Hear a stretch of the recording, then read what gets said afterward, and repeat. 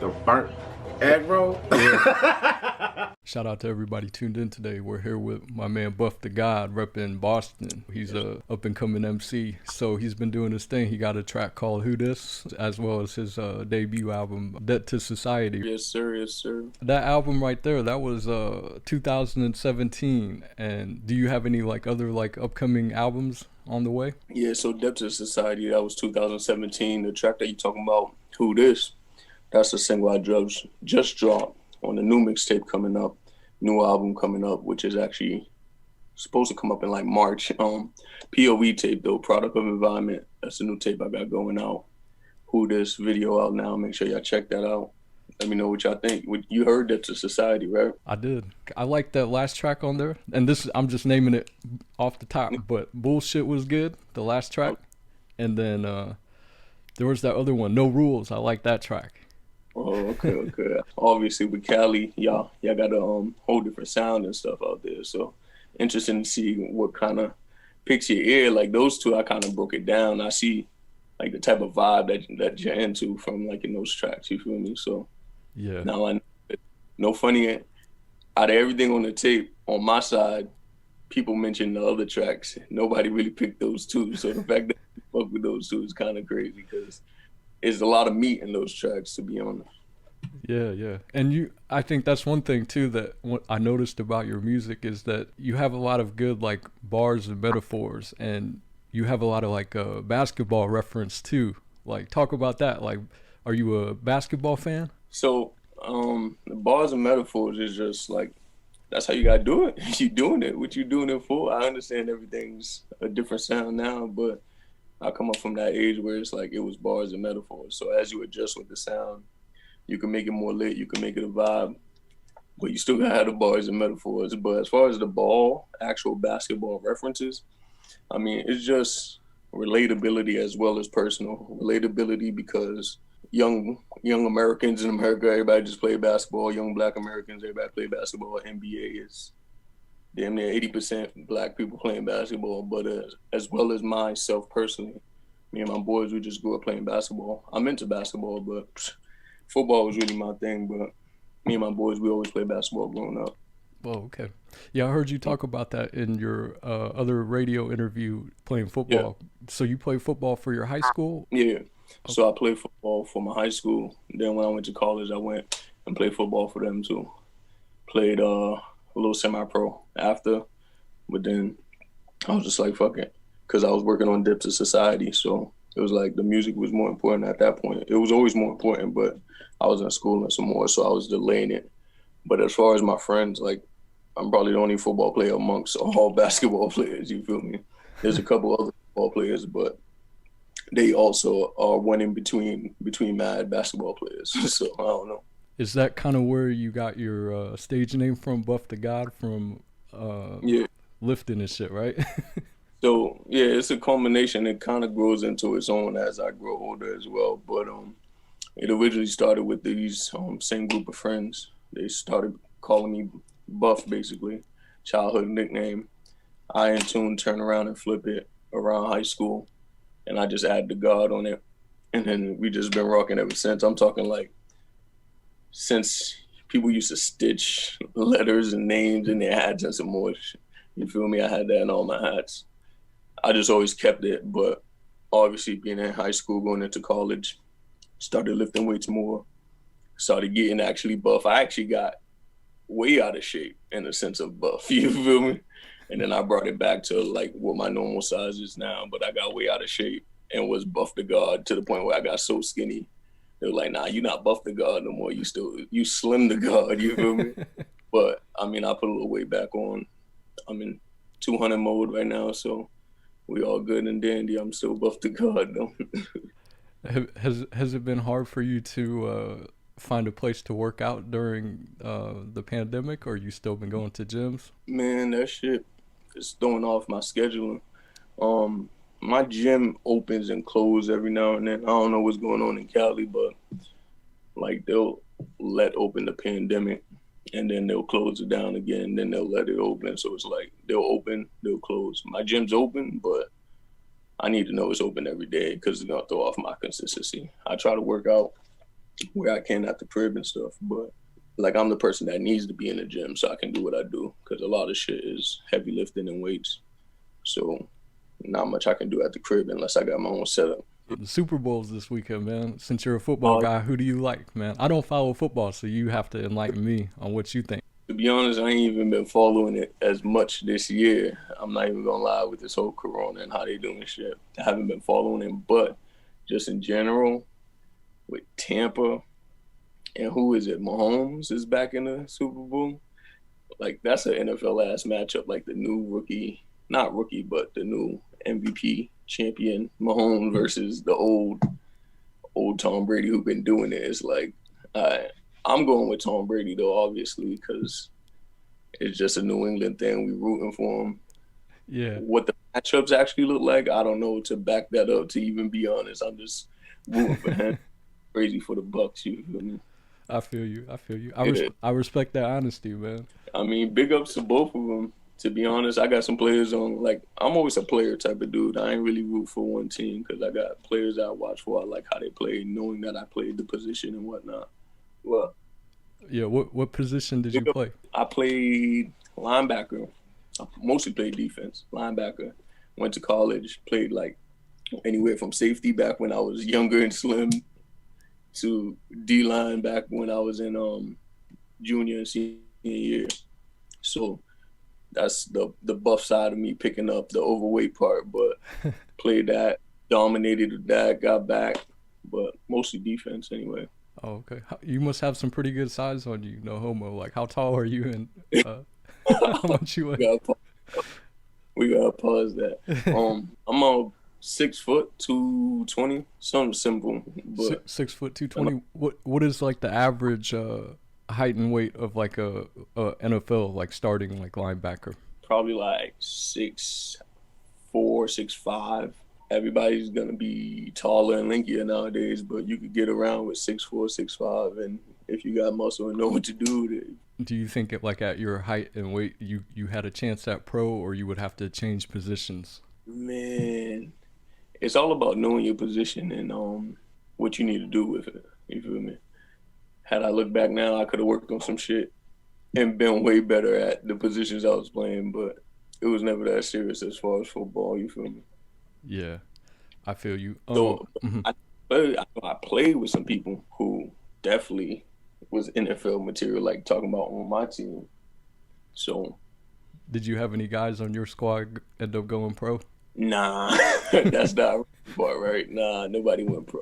Oh, okay. So were you born and raised in Boston? Yes, sirski. Born and raised, Dirty Dot, Dorchester. That's just what we call it. One thing I remember in that prior interview that you were doing, like you mentioned that you come from a Haitian background. Yes, sir. So what was that like growing up in Boston? So your parents, did your parents, they immigrated to Boston, or they were also were they born and raised in Boston? My parents immigrated. My father to Chicago, from Chicago. My mom, she met him when she was here, but they immigrated, yeah. So I'm the first generation to be born here. Were your parents, were they pretty strict on you, or they gave you a lot of freedom? Man, that's a strict upbringing, to be honest.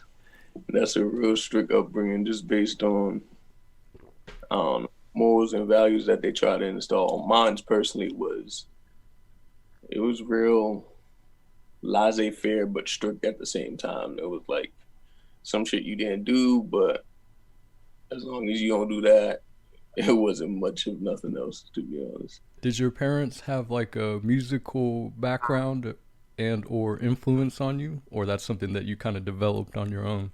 That's something I developed that was always there. I would say my parents had like a fucking party background, if anything. Like, that's probably the one thing they got in common is a party background. Not to say my pops was a DJ, not to say my mom sang or anything. It was just like we was the house holding the functions or some more stuff. So music was always being played, and I'm just in the very variable points of my life as music's being played and we're holding these functions and whatnot. So music was just something I picked up as far as just being a young kid and hearing it and liking to it, to be honest. Musical influences. Who influenced you when you were coming up?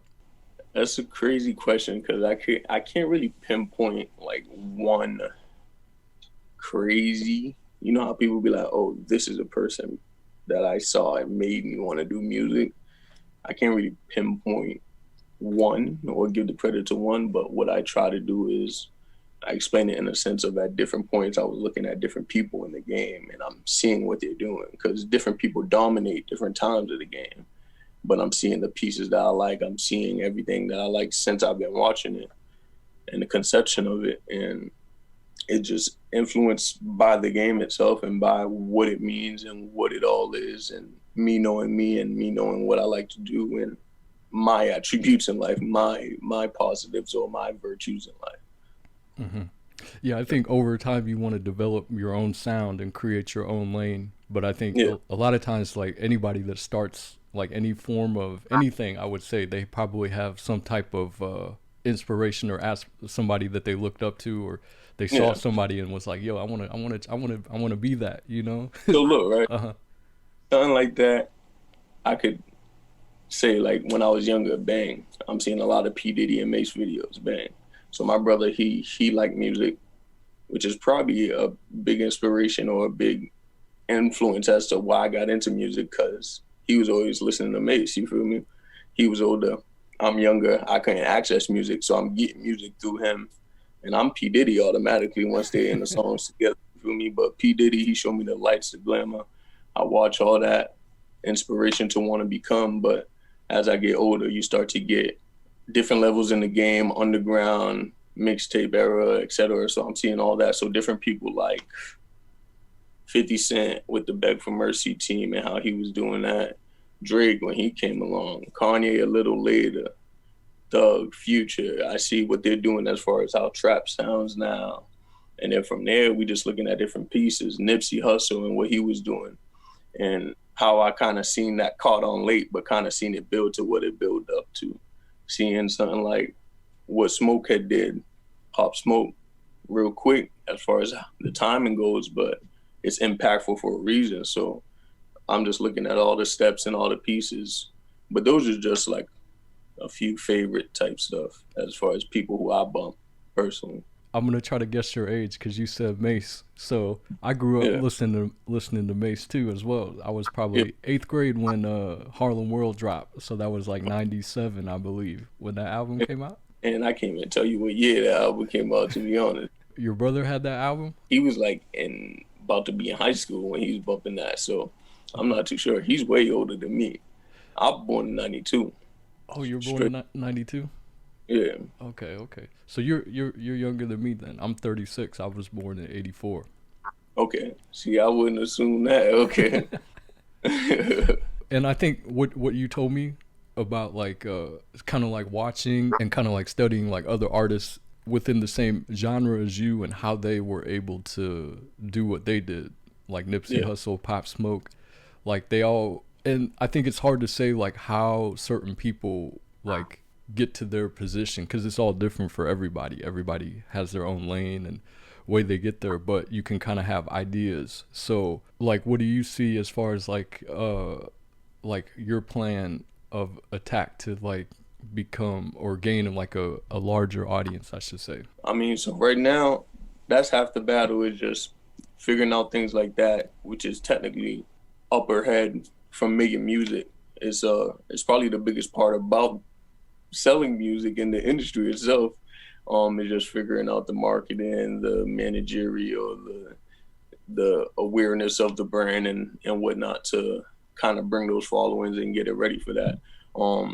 As far as what I'm doing personally, the mixtape, I'm wrapping it up, and that is a marketing plan and brand within itself.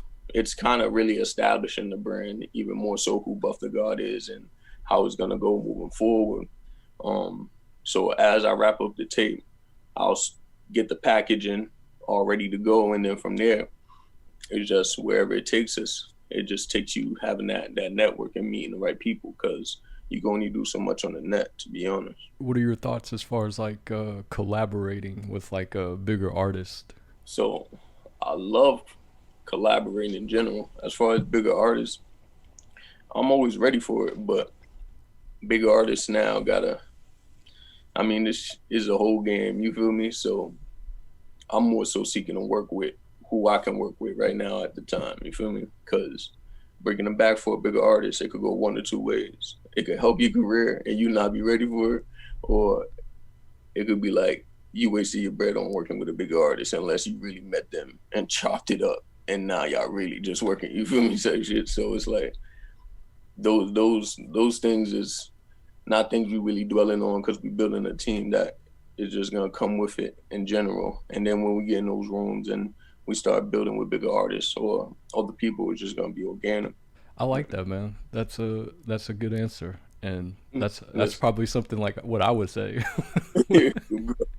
it's so easy to go outside while trying to do this, bro. So you just gotta know what works for you, what your team needs, and where y'all going at the time. So Yeah, I don't know about everybody else getting lost in all this net hype or whatever it may be, how this shit work on the net, but there's a whole game to this. And like I said, the business part, the aspect of that is more important than even making the music sometimes. and I think one important thing that you said is if you do a collab and say you're not ready for that attention, you don't have anything planned outside of that attention, then it could backfire per se, or you could just get that real quick burst of hype and attention, but then after that, It people would be like, all right, what's next? it almost puts you in a bigger hole. Because once you get it, you let people down with disappointment of not doing nothing with it. The next time you try to do it, they're not gonna respect it as much. You understand? They're not gonna respect it as when it was the first time organically and they were interested in it. But yeah, But I guess shit like yeah, go ahead. I guess on the flip side, you can, because I like to blaze trees and I like to think of like both sides, right? Always Yeah. for everything, because there's two sides to everything. Yeah. So I guess on the flip side, there could always be like, damn, what if is that attention or hype just getting it one time better than never getting it at all, though, right? Nah, yeah, and that's a fact. So you're not negating from it, but now within your strategy, you got to make sure that when you use it, it's for that purpose. You see what I'm saying? So now when you do get that feature, your shit's already set up. You ready to go. This is a launch pad. This is a rocket launcher right now. You understand? So now you going and you manifesting everything that you built. As far as not doing it is because like if you ain't got that ready, you go, you get it, you drop the ball. Some people might be like, fuck it, we'll figure it out when that happens. It's just about assessing what's your best way to make your move, to be honest. That's just personal to personal. Like, look, I gotta make this move because this is what's going on. You might see this move as but it's just like now it's just into individuality and how you see about going out and playing and laying out and rolling out what you're doing, to be honest. Yeah. Yeah. Do you think you're pretty good as far as like adapting? Say if you get that attention and then you're like, okay, I might not be 100% ready, but I think I can make it work in some way, shape, or form. I think I'm ready and I think I'm flexible with adaptability. Um, I might be a stubborn person, like you feel me, but as far as when it's like, I bet you gotta adapt, or as far as I bet this is the scripture, we're gonna adapt because this is the scripture, or I bet this is a game plan, we're gonna adapt for however long, I can adapt quickly. But half the battle is not really adapting, I would say, would be the other shit of maintaining. You understand? Like, if you adapting, you could get in that spot, bang, bang, I'm gonna bang it out because I had to be here. But everything else, I gotta go figure this out, figure this out, figure this out. Everyday life, you understand, kind of gets in the way of all that. Mm-hmm. So you set that foundation. So that way, when you get into that spot where it's like, I bet, now you just gotta adapt, which is changing one life out for the other. At that point, it's ready to go. You feel me? Yeah. Taking it back to Boston. So you grew up with Haitian parents. It is what it was. They were semi-strict, but you still feel like you have freedom to do what you wanted to do as a kid, though, right? Nah, listen, Haitian parents, ask anybody, they strict. Trust me, that's what it was. I believe it, man. I believe it. I've heard stories. Plus, I grew up in an Asian household with Asian parents, so Asian parents are the same way. Yeah. So let me ask you, where are you from in Asia? My dad, he's from China, and my mom's from Korea. Okay. So they both kind of look the same, but it's totally different cultures. You know what I'm Nah, saying? It's that's like, why I gotta ask you. yeah, it's like someone from France trying to talk to someone from England, right? Yeah, In their exactly. native language. They wouldn't. They both look white, but they would not understand each other. Yeah. But regardless, the discipline or the strict upbringing was there. I can only imagine. With that being said, as far as like your parents being a little bit stricter, do you feel like at that young age, like I know you played football, so I guess you kind of like maybe stayed away a little bit from like the the street side of life, or were you kind of like dibbling dabbling in the street life too as well? No, so as far as how this goes, sports was exactly what I did to pass time.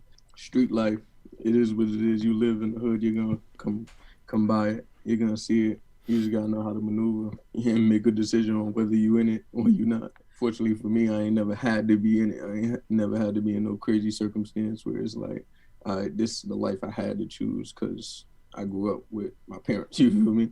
But as you mature in an environment that is the environment that it is, certain characteristics, certain flaws, certain aspects of you might start to become that environment. From there, you can make a decision on how you're going to adjust to better, to remain the same, or to maybe get worse. You understand? Which is the point of the POE tape and the product of environment. Is just the awareness of all this and me being at that point while I started kind of manifesting the thoughts of making this tape since 2017. So that's really what it is. As Yeah. far as the gang life is, it is what it is. You see it, you're gonna take toe to it or you're not. I keep referencing that interview that you did with the other show, like, because I remember one question that they asked you was, you did a project, that Sucker Free EP with Rico Suave, right? Yeah. He asked you a question like, do you feel like that's your product or your project because you have another featured artist doing the album with you, or do you look at it as your own work? And I remember in the interview you're like, that's part of me too, right? Yeah. So So mhm. what do you think about something like that? For me, like, I would say I understand where you're coming from too. You're like, yeah, I did a duet project with another artist, but at the same time, I put the same amount of time and energy and work into Mm. making it what I wanted it to be. But as a fan, from a fan perspective, like, say I'm a big Bone Thugs and Harmony fan, so if Yeah. Busy Bone put out he put out a couple like a quite amount of good duet projects with like Lazy Bone and Crazy Bone, but Yeah. I look at those projects as its own project, and then when they come back together and do like their Bone Thugs and Harmony thing, there's the proper like studio albums that Bone Mm-hmm. Thugs put out that we expect from them, right? Mm-hmm. So I wouldn't hold it, I guess, the duet projects in the same light as like their main album per se. Okay. I see what you mean.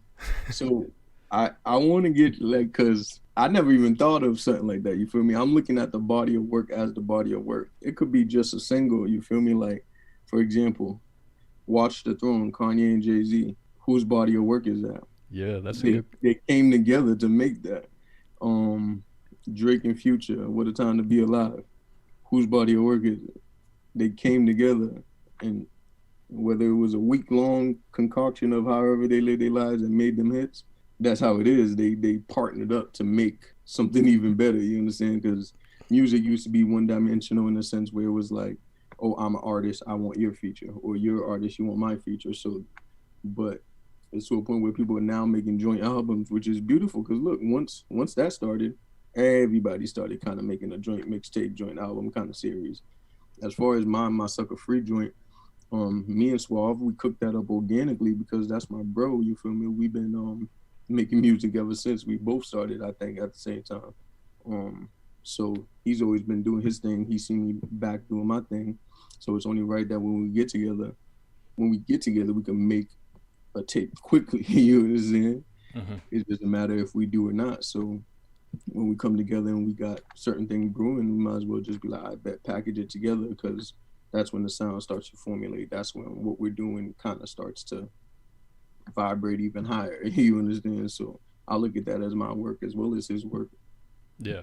I guess from an artist perspective, of course you have to. You're like, I'm putting in time and energy and effort into this project. Yeah. I regard it the same. But you wouldn't look at a Drake and Future project in the same light or regard as, say, like a full length like Drake studio album, right?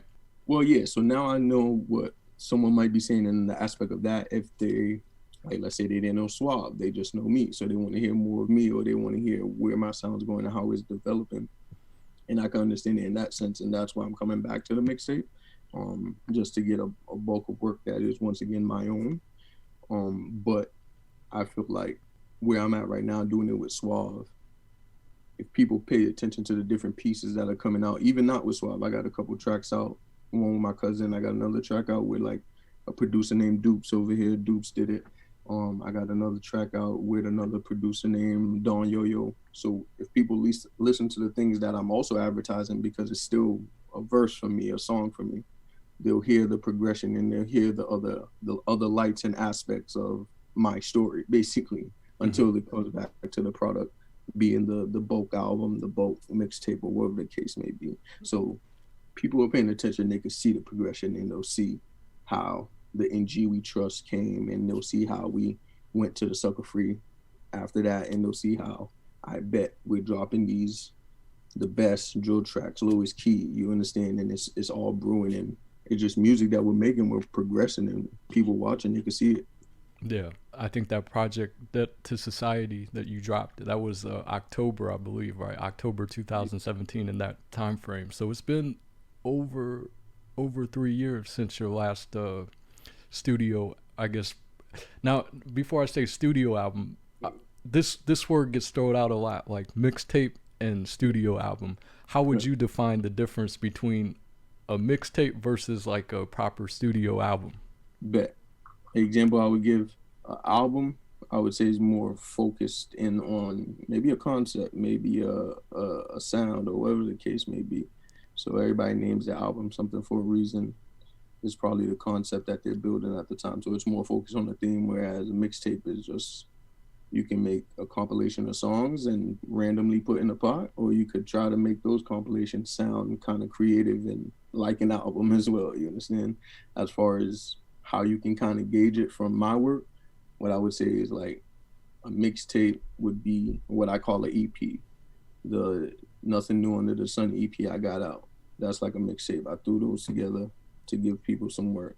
Another mixtape concept could be like the NG We Trust or the Sucker Free with Suave, because it's like, I bet we cook it up, but it's just like we're going to get the work out, you feel me, as opposed to it being more so just concept driven at the time, you understand? And then as far as like Depths of Society or the POE tape, this is time that I'm taking out personally to make sure that it's okay, concept driven and some more stuff. And now I call this a mixtape or album, you feel me? But mixtape, I would say, is album to me, how I kind of scale it on. Yeah.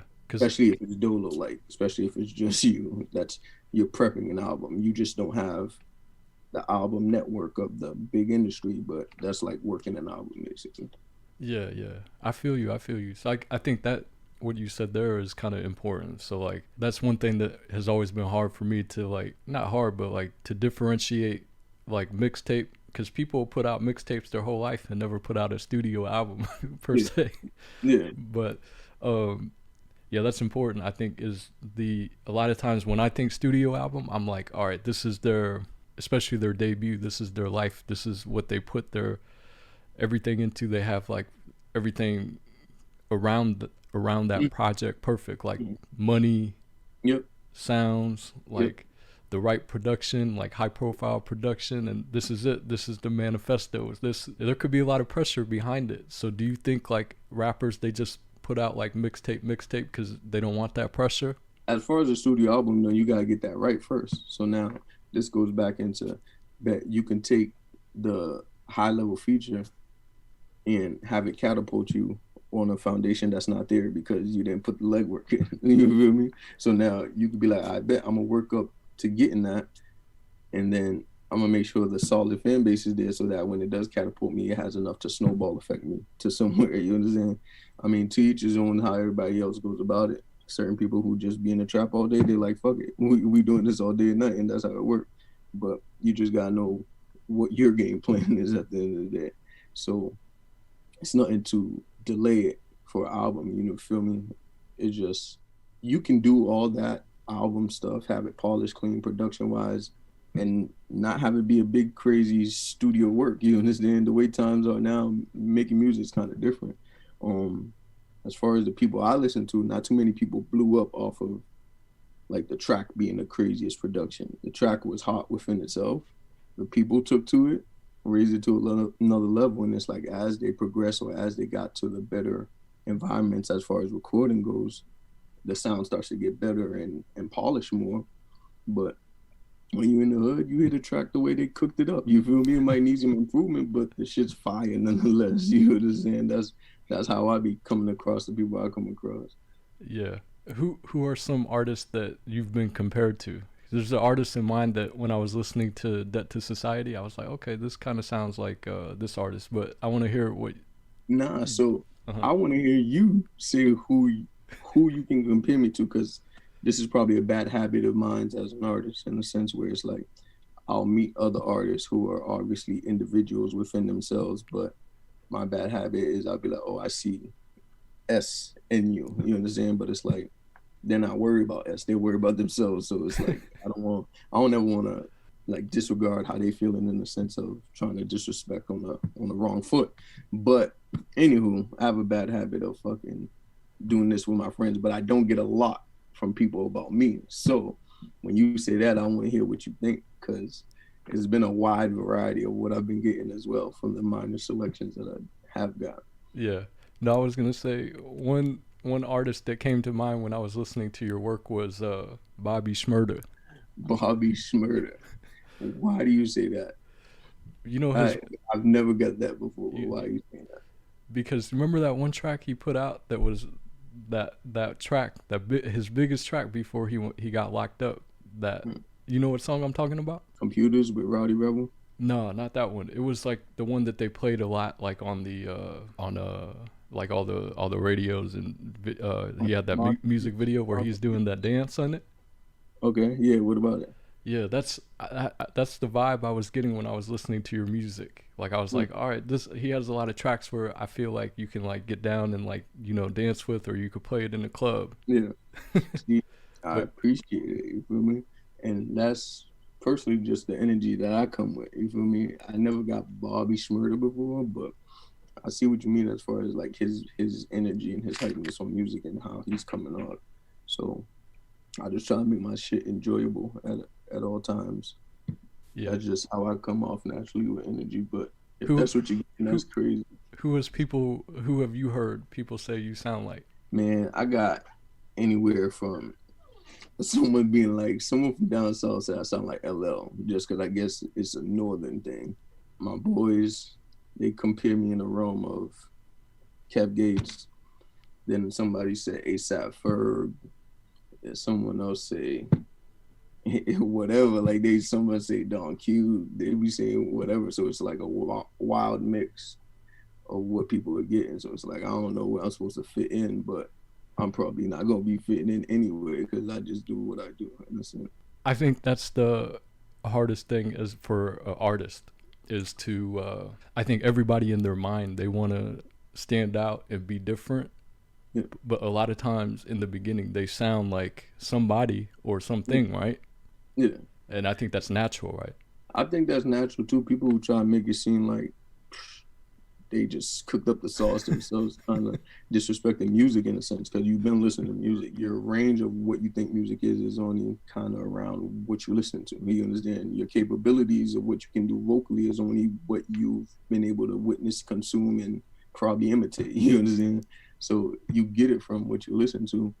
That's natural in a sense where when people say whoever they say, I look at it personally as I bet what is it about their music that they're doing and the good quality, and just take the quality itself. Like someone might say, oh, Don Q, because you try to get lyrical like Don Q. Okay, so you like lyrics, you feel me? That's understandable. I can focus my lyrics. It don't got to be Don Q lyrics. I could just make my lyrics better. You understand? Someone might be like, "Oh, Bobby Shmurda, because you got the energy." And it's like, okay, you like types of music with energy. You like tracks with energy, or you just want to turn up. You like how my energy was, or you don't think my energy was as good as it should have been. Okay, bet I just take it for the quality of what it is. Debt to Society, October 2017. It's 2021. POE coming out in March. Yeah. How do you think you have evolved as an artist, lyrically, production wise, as far as like picking beats and stuff? Is your sound gonna be similar to what it was before, or you feel like after 3+ years it's updated, new content, new everything? So sound is similar and updated as well. As far as how I'm sounding, like that's why there's work that's dropping between Depth of Society and now, because people could witness that and see the progression as it starts to brew, the different sounds I start to tap into, and kind of just the progression itself. POE is probably gonna have the same darker tunes, I would probably say, because that's just the sounds I like to hear. But it's probably gonna be more in pocket, more delivered, more set in the beat, or set in the persona, in the sense of me being more comfortable with who I am, as opposed to just starting to do it in 2017 when I dropped it to Society. But as far as my sound personally, you'll start to see like where in different sounds sonically I put my pocket, and I introduce my sound basically by being on all different realms of sounds and showing you how I do it, basically. You understand? But you'll start to see it trend and formulate into one more so from here on out, from POE on out, because I'm getting away from the darker stuff, probably getting to a more laid back, chill vibe as far as that goes, as far as what I'm projecting right now and I can think of in the vault. Yeah, so you'll start to see it progress into whatever other sounds people like, to be honest. Yeah. I was gonna ask you as far as like beats go, because like production wise, like usually you can kind of hear like influence as far as like the region where people are from. But as you said today, like with the internet, you can get beats from anywhere pretty quick, right? If you shop like producers from the West Coast all the way to internationally, even. You know, do you have like a formula or a sound that certain sound that you're going for as far as like your beats and stuff, or do you say whatever sounds good I want to rap over? So it's more so what sounds good to me. You understand? Because I understand what sounds good to the masses, and I understand if I was there when they played the beat, I probably would have came up with something. But what sounds good to me based on how I'm feeling at the time. You understand? The dark eerie mood is just, I don't know if it's a New England Boston thing. It just kind of fits what's over here. You understand? The same way when you go to LA, you can feel the vibe through the music. You can see what type of music they make. That's just something for probably New England, or maybe just me personally, as far as it could be mellow and chill, but depending on how I deliver it, it could be a little more turned up. Any other sound, I can see what people would do with it. I can get on them because I enjoy it too, but I just got to be in that mood for the day. But if we're working and that comes up, I got a hit for you. That's it. It's just about finding how you're gonna get on it, and there's no problem getting on it. You understand? You can always make a hit. Yeah. Now a lot of rappers they like to say, I don't write my shit, I just go in there.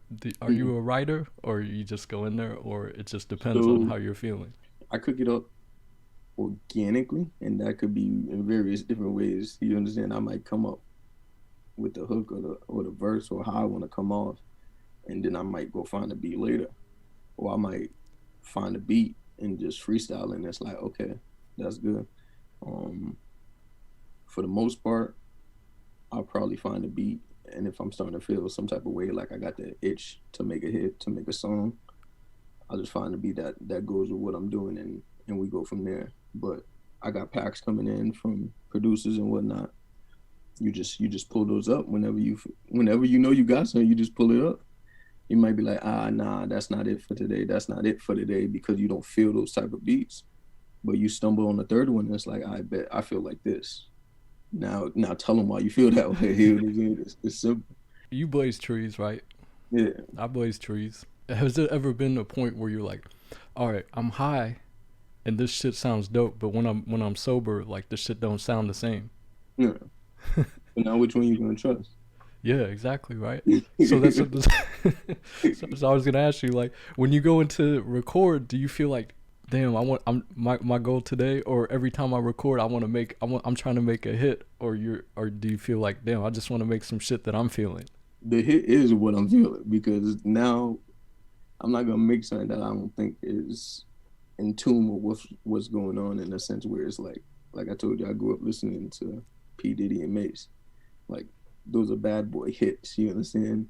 Even before I get to the vault of the CDs and the tracks in betweens and the things that didn't make music video and radio, right? So I see that consistent throughout the game. So the point is to put it on a scale like that so you can make profit from it. You understand? That's whether it's false advertising or not, whoever's rocking whatever fake, whatever, they show you the advertisement of the return on investments, right? But you know how the label deals work, so it all be lies anyway. But it's basically what I like and what I'm doing, because it's an expression of who I am. You understand? So I can't sit here and make a song this way and totally not express who I am. It doesn't go that way. So you have to bring what you like at the time, whatever mood that you're in, into the selection of what you want to take. I don't know how else to simplify that, to be honest. No, I feel what you're saying. Yeah, because the reason I asked you that particular question is because I was watching this movie, The Temptations. You remember that old school group from Motown back in the day? Yeah, that movie's fire. Yeah, but you know how they were so excited that they got signed to Motown, but Yeah. in that movie, it shows that it was like 2 years after they got signed before they even put out like a hit single, because that's how Berry Gordy was thinking at that time at Motown. He's like, we're not putting shit out until we get like a hit that Yeah. they put one song or whatever songs they create and put it and play it for like a board of people, right? Yeah. And then the board of people in that movie, they voted on, is this a hit song? Yeah. So with that, like with the internet today, anybody can keep putting out songs and songs and songs, right? So there's a bulk of work out there, but I feel like sometimes maybe the quality value isn't always there because of the internet before products get released. Yeah. With your music, I'm sure before you put it out, it's probably sounds how you want it to sound, right? Yeah. There's no, as I feel like there's no like discrepancy is on your end as far as what you put out. You're like, every song you put out, I think as an artist you should feel like it's a hit, right? So as far, well, I bet some artists, they don't do that. You understand? Some artists, that's all that they go for. You understand? So now, what's your take on it? Because if you have a fan base or you have people listening to music, you got to now see what they like. So now if you hold on to certain things and you're not putting them out, how do you know what they like? How do you know what the people want to hear from you? You know what I'm saying? But then some artists, all they do is hold on, or they try to make hits. I can understand that. But now, do you know what it takes to make the hit? You understand? You got to now gauge it on what your self-knowledge is on how to make a hit. But once you drop it, you still need people to hear it. So it's like, you still got to go about doing it that way. Yeah. I guess for you, when you record, do you feel like that's what I want? I want mass appeal, or I want tracks that are real to me? So you're going for the middle balance and all that. Another thing to kind of answer the question is hence the dilemma of independent art as well as entrepreneurship. You know what I'm saying? Is finding the return on cost, is finding the efficiency level and the consistency and where you can work that and kind of stay steady in between there. You feel me? So certain things, it's more of a timing thing. You got to stay consistent, build a fan base. Certain things, it's like, I bet you take your time and this is going to hit regardless. You understand? Whether it be a track to a mixtape, whether it be mixtape to album. So that's kind of how you work it. That's why it's like I've had things to keep me consistent so people can still hear, remain relevant, as well as build and grow in between. And then you take a step back and you work on the POE mixtape that's coming in, and you kind of give them something that's going to be relevant and hit regardless of the time, regardless if I drop it now, or regardless if I drop it in December, because it's a focused body of work, and it's a greater meaning than just throwing random tracks out there. Yeah, I feel that. Yeah, with like hip hop, like I've been listening to hip hop probably since like the early '90s. Like I Yeah. started with like MC Hammer, and then I got into like Crisscross, and then from there it was all like more like gangster rap, like Death Row Records and stuff. But there's always the image, right? The image that rappers portray versus the real life, and Yeah. some rappers, they're able to uh mix two together, and it seems like very real, Yeah. like their outside life and their stage persona. And then there's Hmm. some where you're like, damn, this dude is, you could tell he's probably fraudulent, but Yeah. his music is good though. Yeah. Someone like Rick Ross, for example, like what are your thoughts on him? It's gonna be what it's gonna be. Ross, people want to clown him for, I think, taking Rick Ross's name. That's how he's coming off. As far as how people talk to him about being correctional officer and whatever, he ain't let that stop him. You understand? He's coming off how he's coming off. He's Rick Ross. He's the boss. He created a persona for that. That's probably, it's hard to kind of say bigger than Freeway Rick Ross. You understand? Some people in the South might be like, you tripping if you say that, boy. But Rick Ross is a whole entire brand that progressed into Wingstop, that progressed into Champagne. You understand? So he built the name based on whatever he demanded people to call him. You understand? Like, certain people, they don't have the persona, but they don't have the Rick Ross name, so it's not a problem. Certain people do have the persona, but their name is probably crazy. You understand? So it's like, people like, what are you doing? Everybody's gonna do what they're gonna do. It's on whoever's around them to respect it or not. And he obviously had enough respect in Miami, the South, to whoever he do business with, making music, however business was for him, for them to be like, that's Rick Ross. You understand? And that's all that it's about. It don't matter what your name is, to be honest. You just gotta, it's about the weight behind the name, in a sense. Yeah. What's more important to you, like authenticity in hip hop, or the sound, like how it makes you feel? You asked that, and I would say, what makes them different from one another? Like, I thought that is the point of it. You understand? The authenticity is the sound of how it makes you feel, or the sound of how it makes you feel is the authenticity. I thought that's how I look at it from an artist perspective. You understand? Mm-hmm. But to answer it in a, like, one being apart from the other, Yeah. it depends who you are and what you're making music for.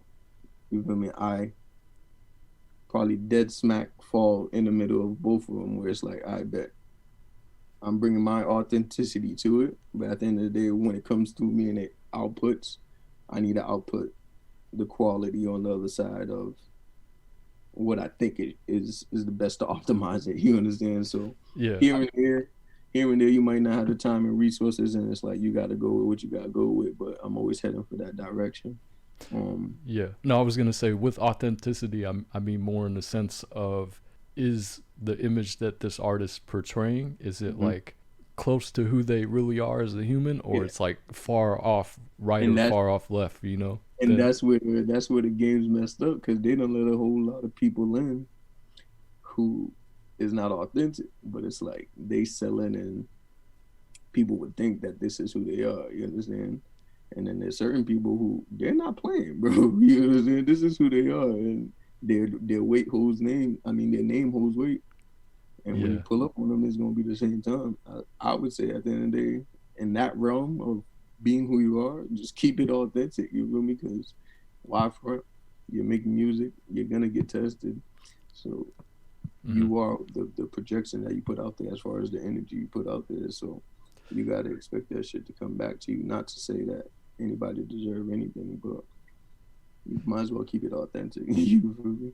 Yeah, I'm not necessarily even talking strictly like street talk and stuff, but because I feel like there's a lot of rappers that they might not necessarily be in the game themselves, but they're around that environment, or they grew up in that environment, so they know it well enough to rap about it. Exactly. But I would say more in a sense, like for you, like I guess you said you try to find that balance, right, in the middle. So the balance is, as far as the quality of sound, not if you're talking about more so personal lives. Just be authentic. I'm being as authentic as I can by making my music. You know what I'm saying? There's nothing about what I'm doing that's gonna challenge the authenticity to make it sell or to be someone that I'm not. You know what I'm saying? Because then Some rappers, they gotta talk some shit though, man. yeah. So You I gotta mean, talk. I feel like all rappers embellish because Uh-huh. it's a bravado sport. You know what I'm saying? But like Cole, Kendrick, they don't feel the need because that's their brand. That's who they are. You understand? That's their authenticity. They don't have to try and come off that way. It just depends who you are and what type of person you are. Some friends got that friend all up in their ear every day, like, "What you gonna do? What you gonna do?" That's just who he is. So if he were to make music, I would expect him somewhat like that to portray that energy of antagonizing. You understand? But it's a sport. At the end of the day, you're not about to get on the court, basketball, and be like, "Oh, let me shoot this three." You understand? Somebody's gonna get up on you. You gotta get your shot off, regardless. Or football, nobody's gonna let you walk into the end zone. You got man up and walk into the end zone. So, in the sense of everybody trying to make sure that their art gets out, you just kind of you either collaborate or you kind of compete and collaborate because we're all just spitting words at the end of the day. Everybody wants their words to hit. So I'm gonna have to go back and give Debt to Society another run through, man. I yeah, listened to it probably like twice now, but it's like with music, there's so much music that comes out every day. It's hard to like really get in no, tune and sit with the project for that long. But I want to yeah. listen to it again. How much of that album do you think was your personal life versus you just spitting bars and rapping about like more general stuff? It was 95 personal life because now the point of the album is in a sense me coming into fruition of everything that's going on at this time. Fruition being like realization and now being vocal about my experiences. You understand? While still being stuck in the experience of 2017 and how it was for just black men in general in America. You feel me? So as I put it out, it's from my perspective. It's more genuine to my experience. And the 5% could be, or the 20%, however you want to do it, could be the reflectiveness of what I'm experiencing through my environment. You see what I'm saying? So that's how I put it out. And people could take certain things I'm saying so concrete too. You feel me? And I understand what you might be saying or asking by that because people might hear certain and take it concrete, but they don't know me and think I mean something totally different. You feel me? That's the point of listening to music. That's the point of figuring out who the artist is.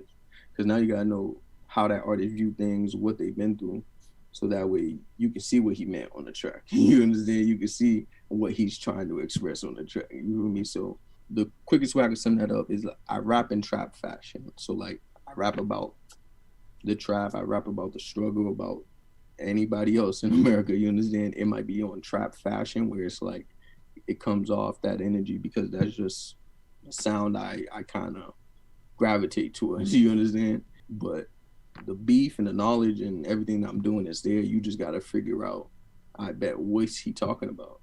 And that's where it's like, you got to get to know me to figure out what I'm talking about. So that way the bars will stick more.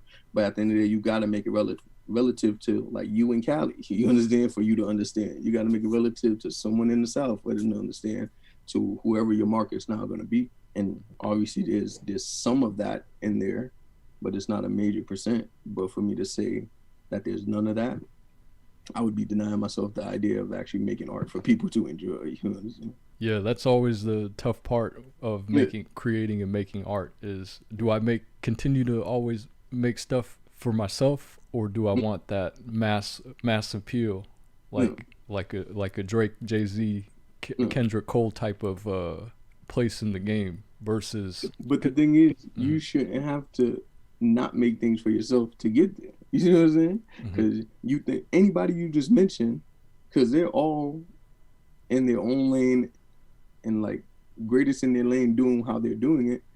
You think any of them took a short and in regards to how they wanted to make the music? They just made it how it felt authentic to them and put it out. You see what I'm saying? Like, there's no way. But there's always those discrepancies, right? When you get to a certain level where people with marketing dollars, they're going to say, okay, if I'm going to market you and put dollars behind your name, you have to make this kind of track, at least one. Like Lupe Fiasco, J. Cole, right? He had to do that one track that pop track on his first album, that Sideline Story. To me, with his first mixtapes, those first 3 mixtapes that J. Cole put out, like, I feel like that was him. That was him being like himself and being conscious to what's going on around him. Mm-hmm. But then when he had that Sideline Story, they were like, all right, if we're gonna put this album out, you got to put that one track that he did, you know, that little pop track that he did, that, and he talks about it that he didn't want to do that. So let me ask you, like, for you, would you ever go that route, or would you continue always to keep doing tracks that you like personally? I mean, the goal is to do what you like personally because the art's going to reflect it at the time, or you want the art to be positioned in the time because something is relevant to it. You understand? Rock Nation, I don't know what went on with that Sideline Story marketing. You understand? They felt like they had to put the pop in there as opposed to keeping it Cole and figuring out how to market Cole more so, whatever the case may be. That's just a quick synopsis. I don't even know too much on that story, you feel me? Mm-hmm. Not to say anything about Rock Nation, shout out to Jay-Z, but as far as going further, that's why it's like it's important, whether you're getting a deal or you're independent, that you're in control of certain things. Certain people getting in deals and they're not in control of that narrative, the creative aspect of it all. So they lose their rights there, or they're not in control of their masters. So even if they wanted to go with this one, it's like, I bet we could put this out and never let it see the light of day because we control your masters. But the point of Nipsey Hussle, Jay-Z, how he finagled the game, or being independent now as independent entrepreneurs, is that you have that control unless you sign it away. You have that control to stick to your authenticity, because at the end of the day, it's an art as well as an expression. If you want a track to be out as someone who created it, it's for a reason. And now you're being told that you can't release something that you want to release. Like, that makes no sense. So you try to stick to it more so on maintaining your option to do things like that. That's why everybody's independent now, though. I brought up Lupe Fiasco too because he had that controversy too. I don't know if you remember with his album Lasers. Do you remember that? And these are people who kind of got stuck through the transition of things too. Like, that's back when albums were out, but this internet was kind of changing things and how things are being consumed. So like, people who got signed into deals like that, and they start to kind of see how it all plays out years later as they're starting to settle into their career, they kind of get lost in the sauce in the sense of how the shit's all streaming now. Not to say Lupe Fiasco was forgot about, he just dropped an album, but because he had a loyal fan base, he was able to kind of stay afloat without releasing too much crazy music. But that just goes to show the transition of the game, in the sense of how before you're on a label, people buy the albums, this is how we're going to dictate what goes on.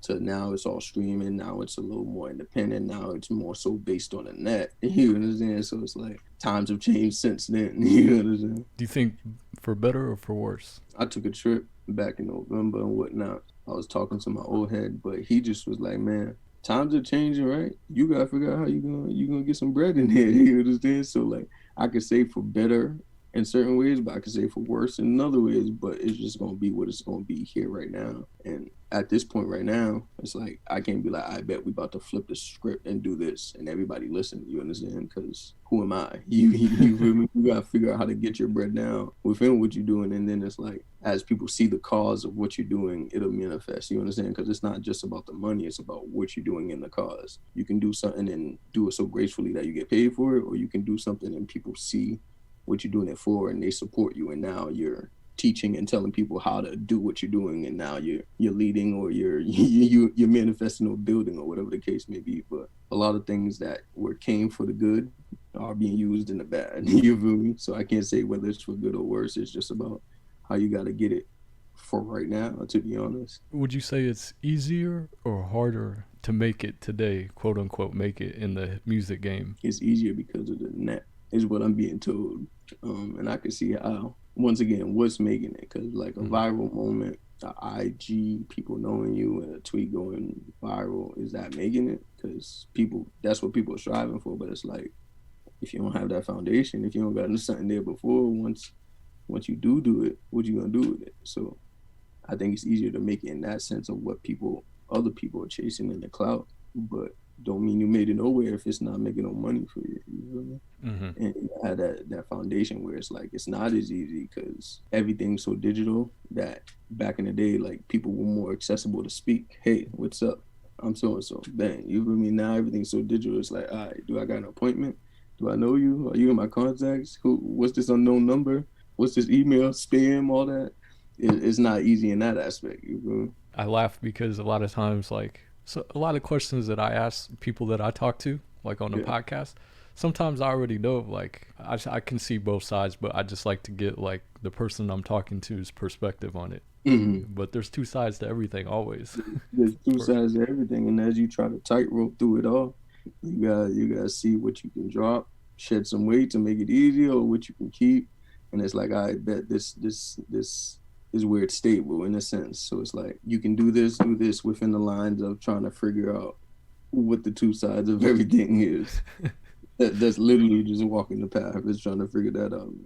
Yeah. I feel like most people should, at a certain point in their lifetime, take a hard stance on something that they believe in, right? Because Mm-hmm. that's, as that saying goes, you got to find something to die for, or you got to Yeah, find something to live for. exactly. But a lot of people, they tightrope it their whole life in the middle, saying, which way should I go, man? Yeah, But I think eventually everybody should be honest with themselves and say, all right, which side do I want to play? I don't want to keep tiptoeing the line my whole life. I'm either gonna yeah, go all out this way, or I'm gonna go all out this way. yeah, exactly. To be honest, you can't really keep tiptoeing in general because it's the same thing as being on the fence about an issue. You know what I'm saying? If I sit here, two people in the room with me, one person gets smacked, that third person has an opinion. You understand? And you can't not have an opinion on someone getting smacked in a sense. Because if you won't see nothing wrong with it, you're part of the problem, probably in a sense. So regardless, you can't keep tiptoeing and not picking. You gotta be firm on one side of just everyday life endeavors, to be honest. Because that's how you make your decision. It's being like, I bet I'm on this side of this decision. I'm on this side. I bet this is how the decisions or the path kind of narrows to make it easier to walk. But you can't be flip floppy on everything. Definitely not. You got Yeah, to commit. I see what you're saying. yeah. I feel like you have a pretty strong will though, and a pretty good idea as far as like how you want to play your career out. If I had to ask you, like, with music, do you give yourself like a timeline to say, okay, I need to make something happen either on a mass scale or financially at a certain time, or do you feel like, all right, I can do this forever because I love doing it? Oh man. Because so once again, I don't want to be on both sides, but it's in a sense both. I can do this forever because I love doing it, right? But I see what you're saying with the time scale in a sense. Um, as far as that goes, I'm at this point I'm being more like water in a sense. I'm trying to figure out how to Bruce Lee. not be Hmm. so strict on the times because if it's a time scale, I would want everything to be done right before I put it out. You feel me? But I could be on a quicker time scale where it's just like, all right, I'm flowing. But if it was on a time scale, I probably would take longer. You feel me? And that's not good for what I'm trying to do. So that's why it's like I'm just trying to be like water and trying to find my ways through everything that I'm doing and making sure I'm staying consistent so that way I can hit them with a splash of like a body of work. You understand? But as I sit and I map it out, there's no telling that it's even gonna go that way. You understand? Because life's gonna take you where it's gonna take you. You just kind of got to be aware of where it's taking you at the time. So not to be on both sides of the fence once again, but bro, I see it. I see it all in that aspect. So I'm not ignorant to it. Where it's like I bet the way music is, people might age out at 50 or whatever the case may be, unless I start making soul R&B music. I mean, I do this really with my heart of doing it as well as who I am. So I could literally do this until I'm 50 and figure out a way to do it. But as far as timing goes, yeah, it's always an issue of the rat race to really get to where you're going. You understand? Because it don't even got to be Drake. You could be getting paid somewhere else and not be Drake, but you figuring out how you doing that. You understand? And once you get your grind and your hustle on from there, and you're self-sustainable in that aspect, you just keep going, and it is what it is from there.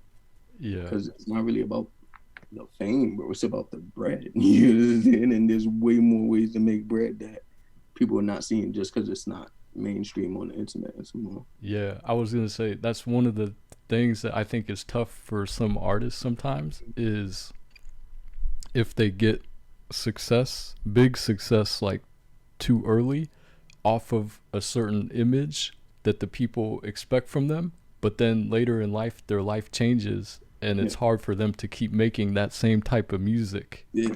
So I think the rappers that last a long time in the game are the ones that can rap about anything. Exactly. And that's where you gotta be well polished and well versed. You understand?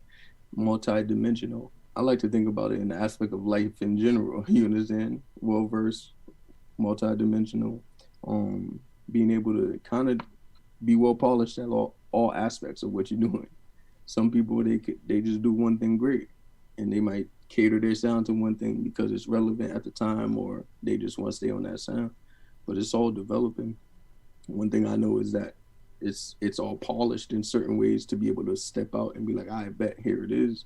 Now we're gonna polish it and make it cleaner, of course, or certain things might be stronger than others, but I don't know. I'm more about the overall roundness of it, being the evenness, than I guess just sticking to one sound. You understand what I'm saying? Or being sticking to one trait and just selling that downhill. Yeah, that's good. I think that's the way to think about it, you know, because evolution and evolving is important for I think anybody, not just rappers or entertainers. I think human beings in general should always be evolving. They should never want to stay the same. Yeah. Some happens naturally. They evolve naturally over time, and some people are forced to evolve faster. Yeah. But I guess, do you feel like this next project, we can talk about it since it's coming up pretty soon. Do you have like a release date for it? Nah, I don't have an exact date as of now. Right now, I'm just wrapping up a couple more videos, wrapping up the actual track list itself too, and then once I start to kind of prep to release that video, I'll probably have more of a scope on whether it's the beginning of March or the end of March, but I don't have a hard solid date besides just March in general. Okay. Yeah, I got you. Yeah, I'll be checking for it. POE is about to be lit. POE. Do you have like tracks laid down already for it, or things are written and you just gotta record it? So I mean, everything's recorded. We just touching it up and finalizing it, making sure that it sounds good, and then basically the order that we're going in with the track list. I'm back. Sorry about that. I had to piss and blaze some trees. Is trees legal in Boston yet? Yeah, it is. They legalized it. I don't know, like a couple years ago, probably like 2 years ago. 2 years ago? Yeah. Oh, okay. Yeah, it was 2016 in California when they legalized it. How long have you been blazing trees for? 2021, probably like a couple years now. Nothing crazy. Oh, so you haven't been blazing trees like when you were I guess coming up in like your teenage years. You played football, but so you didn't really blaze that much trees though at all? No, not really, not at all. To like college and whatnot. I'm like you in that sense. Like I didn't blaze a lot of trees as a kid either. I dibbled and dabbled here and there like in high school, but like I didn't really get into it till like after college really. But I think sometimes that's better though. With the strict parents, you feel me, doesn't leave too much room for that. At the end of the day, people gonna do what they want to do. I don't really feel a need for anything, but as you say, dibble and dabble. You get older, it's like, I bet you can make a new experience or not, but it's probably better that you do it responsibly, you feel me, because exposing a young mind to such thing can increase the risk of addiction. Not to say that it's a deadly thing, but you just don't want to kind of fucking be stuck on something in general, you feel me? Yeah, I feel you. It's a different mindset when you blaze trees, right? Yeah. That's a fact. So I guess a weed question would be like, has this ever happened to you where you like blazed trees and recorded something, and then when you became sober again, you were like, man, I don't like that shit, or it's not as good as when I thought it was when I was high? Yeah, I mean, that happened. There's times I've done it, recorded it, and it was fire in the moment, but it's like, nah, you probably could have recorded it better being too smacked or something. You feel me? But for the most part, you probably hear it a little more clearer. Well, I think I hear things a little more clearer being off one while you're in the studio, you feel me? So you can probably start to hear and feel it a little more. Now, obviously, you want to make sure it passes a sober test, because not everyone who's listening to music is not sober all the time. But for the most part, I feel like it heightens the ear to clean production in a sense. Oh yeah, I agree. I think weed definitely helps with like creativity, and then also like expression. You know, you can express yourself on a different level when you're high versus sober. And it goes that guard that people put out to the world. It kind of just, I don't know. I think for me, it makes me be in the present which is kind of hard, which is a lot of people can't balance that. You feel me? Whether dwelling on the past or planning for the future and trying to make sure you're all set, being in the present is probably one of the biggest part about life, to be honest, that people kind of negate. So I feel like that's what it does for me, or it helps me to do in a sense, besides many other things. Me as well. I agree 100%. Like the mind, it's our mind at the end of the day. Like I think about that sometimes. Like if I was like, if I was dying and I couldn't, if I was say on my deathbed and I couldn't even move no more, like physically, the only thing that would still be working is your mind. Yeah, exactly. So a lot of it is just knowing yourself, and I think weed kind of helps people. It forces people to look at themselves. Okay. And a lot of people don't want to look at themselves. Yeah, that's crazy. That's incredible. Because when you look at, the way this country's built, nobody wants to look at themselves. Yeah, because when you get high, you're stuck for a moment in time to be in the present moment, and you have to look at yourself, all the bad stuff about yourself that you're insecure about, but you have to say, okay, this is me though, right? Yeah, exactly. So am I gonna keep dwelling on the negative of the things about me that I don't like, or am I gonna accept it and then say, all right, let's move forward? You know, bro, and that's exactly once again what this POE tape is about, bro. You feel me? Which is kind of going through that phase or going through that process, and it's like everybody is who they are based on where they came from, whether it be Asian parents in Cali or whether it be Haitian parents in Northeast Massachusetts, East Coast over there. You're who you are because of your experiences, you feel me? Now from there, you could decide, I bet, are you going to worry about all that? Or are you going to just be like, I bet this is who I am and fuck it and take it? So kind of going through that experience is kind of what I want to bring to light with the POE tape and the name Product of Environment is just that subject matter. Now, as far as the tape goes, it's once again, it's going to have that dark sound of realization of all this, but also embracing, like, I bet this is who I am, so fuck it. Y'all just going to have to take it as I, you feel me? Yeah. I like that. I'm looking forward to listening to it now that I'm more familiar with like your previous work. Yeah. I want to ask you that question now that I was going to ask you earlier. Yeah. In your latest video for Who Dis, right? Yeah. You're reading books at a table. Yeah. I'm talking about the correct video, right? Yeah, exactly. I saw that book you have on there. I have that 48 Laws of Power. Yeah. What are your thoughts on that book? So that book, I have not finished it yet. I started it and then I put it down, right? Because like I'm gonna pick it back up exactly when I need to pick it back up. So can I say like I'm an avid reader in a sense where I just bought the book and I'm gonna finish it? Nah, it kind of goes in spurts as for my reading pattern and some more. So what I'll read is probably relevant to what I'm going through at the time, even before I even pick up the book and know, you understand? So sure. What I got from what I read though is probably just, bro, law number one. You understand? It kind of just comes in handy living in everyday lives as you're dealing with people and jobs and structure systems where it's like it's a hierarchy and some more stuff. So you guys shake hands and kiss babies, even in the music industry in a sense. So just not kind of outworking or outshining what's in front of you in a sense of the hierarchy. That's kind of the most important as far as how you got to deal and dabble through America from what I see it. Now there's other laws and whatnot that I'm getting into and I understand, but it's hard for me to kind of say this. Like I can see where it works in life and business, but my conceptus of it was just a law book on how to manipulate. You understand? Which is perfectly fine if you're going to use it for maybe a positive sense of marketing to sell soda or water or some shit. So you got to now manipulate the masses with branding and advertising and all that.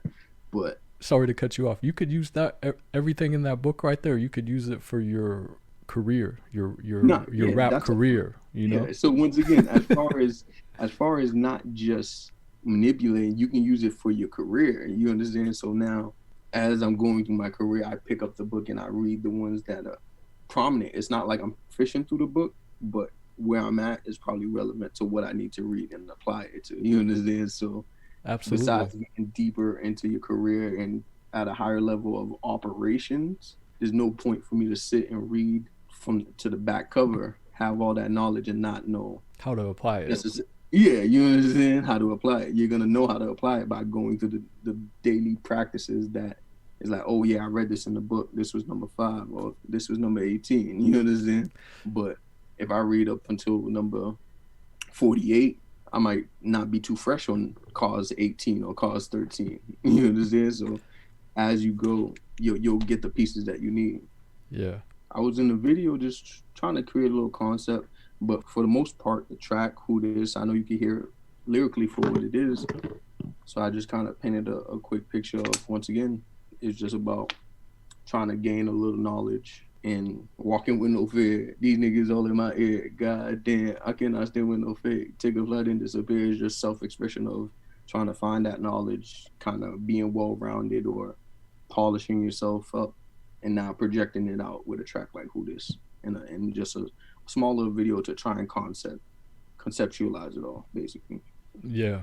No, that's a dope visual. That track is not on Apple Music yet, is it? Nah, it's not available yet, and it's just how I kind of see fit on how I want to roll out the tape. You know what I'm saying? I'm still working out the finite process of when it'll be available. I might roll it out like as soon as the tape's about to drop, make them available, or I might just wait until the tape drops and it's like they gotta consume it all at once. I'm trying to figure that out because it's important to kind of dissect and see what will kind of yield more benefits or yield more engagement in a sense. Some people might just drop it as they're going to kind of keep consistent throughout the time in the pockets, or you can kind of give people a lot of content to drop all at once, whether it be the tape, whether it be the track being available, whether it be a new video, so that it all brews in a short period of time. So I'm just kind of playing with all these different approaches to see what's a little more effective in the sense of how I'm rolling out the tape and whatnot.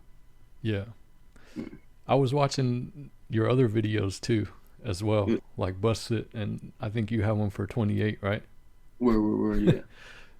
Are these ladies in your video? Are they your ladies, or are they Nah, models? so those videos are just models. The lady in Who This, that's my old lady right there. That's my fiance. The lady in Who This. Those other ladies, they're just models. It's just that we got a concept, we got a video.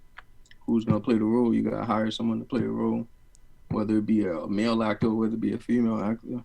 So you find the ladies who are doing set type work. You get them in the video and you read them the script. Here's what it is. I feel you. That's what's up, man. Bust It. You fuck with that one? Yeah, I like that. I like that chick in the video, man. Word. I'm gonna tag her in the video so you can make that connection. We'll get her on the podcast. How did you meet her? You just found her on IG? Nah, it was the videographer I was working with at the time. I shot him the concept, and he just been working, so he know a couple models and some whatnot. But I was just working with Harvard at the time. I knew I wanted him to shoot the Busted joint, and he connected me with her as far as like, I bet here she is, she's working, and then we just shot the video. Got you. One thing I heard you talk about is like finances and stuff, as far as like how you can like budget like your money as far as like producing like your work, videos or recording and whatnot, but or like hiring people like to put out like a music video. Like how much for you? I guess you can probably only speak for yourself, but like, or I guess on average, like what is the general cost to put out like a music video like into a project like that? I mean, it depends who you're working with at the time. Everybody got their price. One person has a price, someone else has a price. Now you got to pay for quality. You feel me? At the point, any independent entrepreneur, you got to keep this shit to a minimum as possible. You understand? Because the money you don't use somewhere else, you can use for something else. So you try to keep it to a minimum as possible. You don't run up the bands on a video because it's like, once again, the art of it is the process. You understand? It would be no point for me to come out and put a Drake-esque video out right now. You understand? My budget was like, oh, I bet you spent all that money. You got a great Drake-esque video, but no one knows to. You understand? So it's like part of the art, part of the process is seeing the progression. Okay, one video looked like this. Now the videos are starting to look like this. Oh, when he works with this person, the video looks like this. Or when he works with this person, they're going for a low quality type, but it's still a, art piece, like it's a retro piece, you understand? Or they're trying to do a vintage piece, you understand?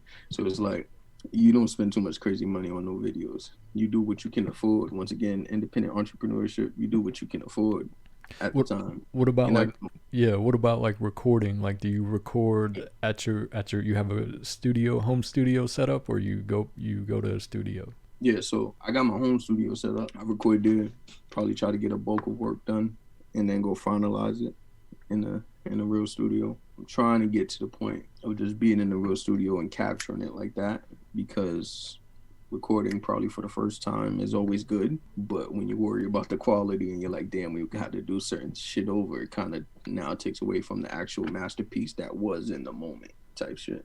So I mean, it's nothing to get in the studio and do that, but now you don't want to waste too much money doing that and not put out any work, you understand? So once we finalize what we're doing, have another bulk of project out that can sustain some time, I can go back to getting in the studio and just recording it right then and there, because then I can take the time to place it and see what I'm doing with it. But keep all costs at a minimum. You just record at home and finalize it where you can. If you know how to mix your own shit, you do it by yourself, but I don't know how to do that yet. Wyclef Jean, probably the most famous Haitian artist. Yeah. What are your thoughts on him? Wyclef's a legend, a young legend within himself. Classic. What do I think about him? Man, I need to meet him. That's what I think about him. As far as his work, it's great work. You can't deny good music, you know what I'm saying? So for a young Haitian man growing up, knowing he was there, seeing what he did with his Haitian roots and how he influenced music through the Fugees and independently, even throughout the years, like he could come out with a hit right now that a hit for the summertime. He knows how to do that, you feel me? So it's honor to have witnessed it. As far as my music, I'm still trying to figure out how I can tap into the essence of something that makes a Wyclef. You understand? Not necessarily Wyclef, but there's something in the realm of music that once you learn how to do and you apply it to yours, it'll probably be a little easier, or it'll be probably better song structure, or it'll just have a sense of comfortability to the listener. You understand? It's masterpiece, and it's Wyclef. He knows what he's doing, you know. I did have a chance to meet Wyclef. Mm-hmm. Like, I shook his hand because I went to the speaking event that he was doing in South Central. Yeah. And he walked in the back door, and he had on some shades on. I could tell he was probably high. He's just walking real cool and slow, you know. And I'm chilling in the back, and then he walked by me, and I was like, "What's up?" And he's like, "What's up?" And I put out my hand, and he shook my hand. I was wearing this Beavis and Butthead T-shirt, and he's like, "That's a dope shirt." And I was like, "Thanks, man." All I said was, "I like your music," and he's like, "Thanks," and he walked away. Nah, that's smooth. What was he touching on in the speaking event? You know, it was a Fiverr event, so it was like one of the entrepreneurial app Fiverr. Yeah. And he was speaking at the event, trying to, I guess, help promote that app. Okay. And he just basically talked about his life growing up in Haiti. Yeah. And he was saying, "Man, I was so poor, man, back then." He's like, "Me and my brother," he's like, "This is how poor we were." Yeah. And he's like, "A lot of people won't believe this, but we used to eat dirt." Yeah. That's what he said. Like, there's like this red clay dirt that is edible. And he's like, that's what we used to have to eat sometimes. But then he gets into like his music, like finding his love for music. And then just, I think when you're that poor, where you have to eat, you don't have like the food that everybody else can get. Like, that gives you a different kind of hunger and drive to make it. Yeah. And I think that's the thing that you were talking about. Like, what's the thing that makes other artists stand out from other artists? I think it's that drive, to that hunger to want it more than anybody else. And how is that going to come off? It's going to come off in how you sound. It's going to come off in the assertiveness, the embellishment of like, yo, like no rapper's going out there and be like, "Oh, I'm not the guy. You shouldn't listen to me." No, they're like, "I'm popping bands, deal." So it's like, I bet you doing all that. You lit. We want to listen to you, or you're speaking knowledge. You understand? You might speak some knowledge, and it's like, I bet he knows what he's saying. But it's that competitive spirit of nobody's gonna do it for you in a sense. So you gotta demand that respect. So I forget the point that you kind of segue to that you was talking about, but it's all the same thing where it's like you got to have that hunger, and it has to show in your music, whether it be in the consistency of putting out music, or whether it be in the preciseness of how you know how to drop music and make music. You understand? Like, who hasn't made a track in how many years? Okay, Andre 3000. You understand? Maybe if you say hunger, you might not know how much hunger he has, but he knows how to drop a track and live off the buzz that he had as Andre 3000 and Outkast. Or you might see a dude like Gucci back in the day, the hunger and the drive. He was dropping mixtape consistently. But obviously pain, suffering, the hunger of actual maybe poverty or whatever the case may be is gonna fuel an engine that's just gonna kind of explode in a sense, is what I would think. But I mean, people personally can have their own hunger and drive on different levels and different scales besides that as well. Mm-hmm. No, I was gonna say, yeah, going back to Wyclef though, like he wasn't like a big success out the gate. You know, he got the Fugees. They got a record deal with Columbia Rough House, I think, at that time, and that was a pretty big label. But their first album didn't do major numbers. Yeah. It was their second one, The Score, when they sampled that Killing Me Softly. And that was the song that took them like mainstream.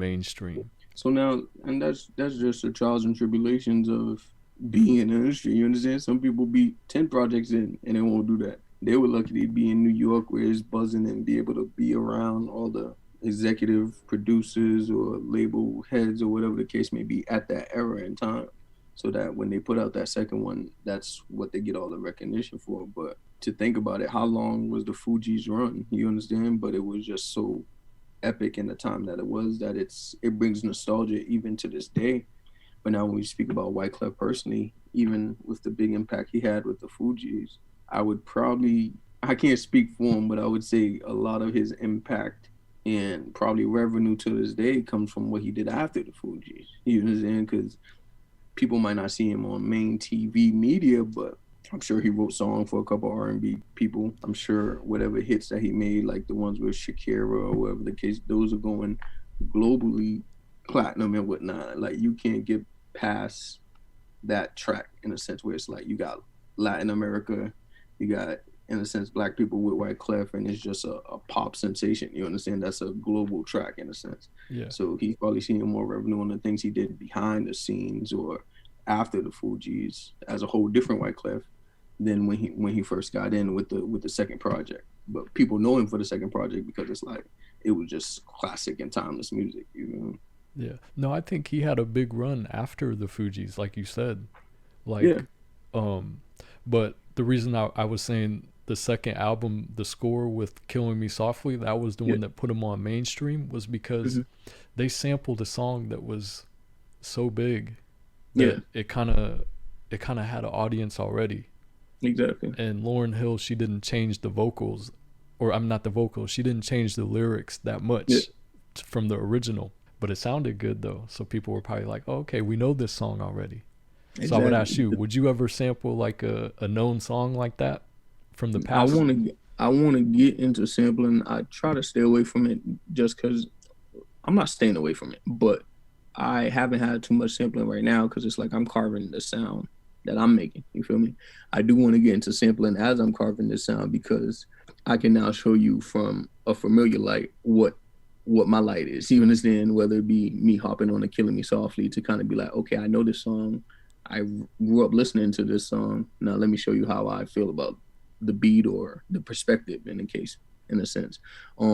I just want to get kind of more in rooms with people and do those samples as opposed to working virtually right now with the whole pandemic in Boston and how it kind of works. So I'm not putting off samples. I just haven't touched into too many like that. But the art itself or that track hits itself because of the sample. The key is the sample. You understand? The Fugees and the Wyclef and Lauryn Hill is the sample, is the familiarity of, okay, my parents used to listen to this, my grandparents used to listen to the original version.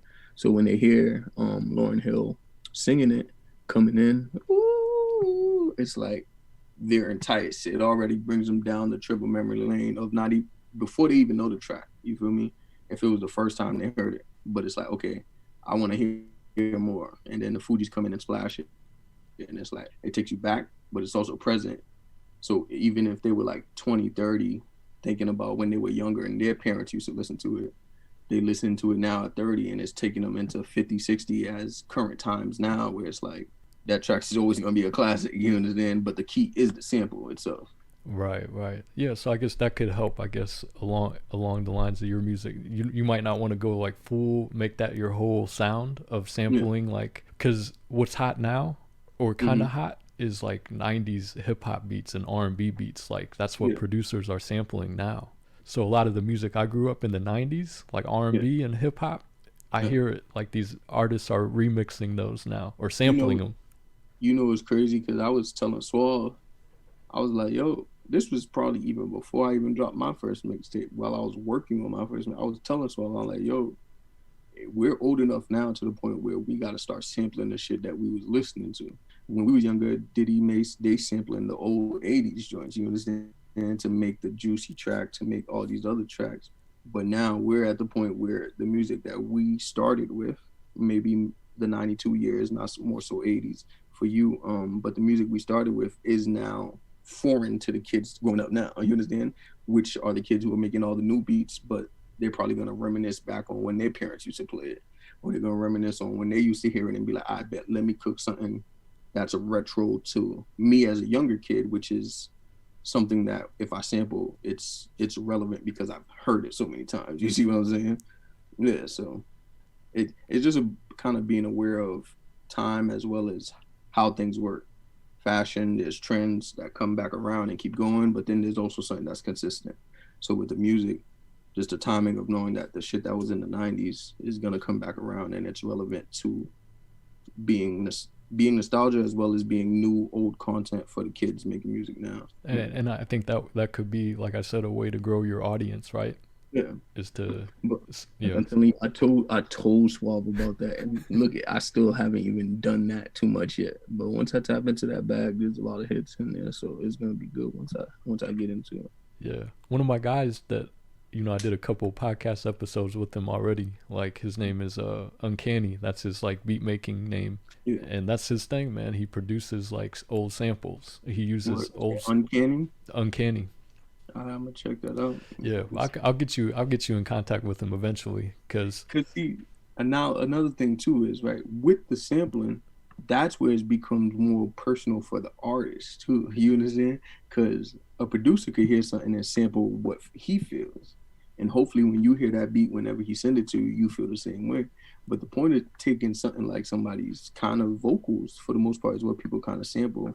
So, I mean, there's some just beat patterns and melodies at the end of the day too, but if you're sampling something, you got to take the part that kind of pulls your strings the most as an artist and give the idea to the producer, and they could build around it. But if you're taking what pulled the producer's strings, his feelings, you're now left with a chance of either missing or hitting on, I bet, do I want to do this track?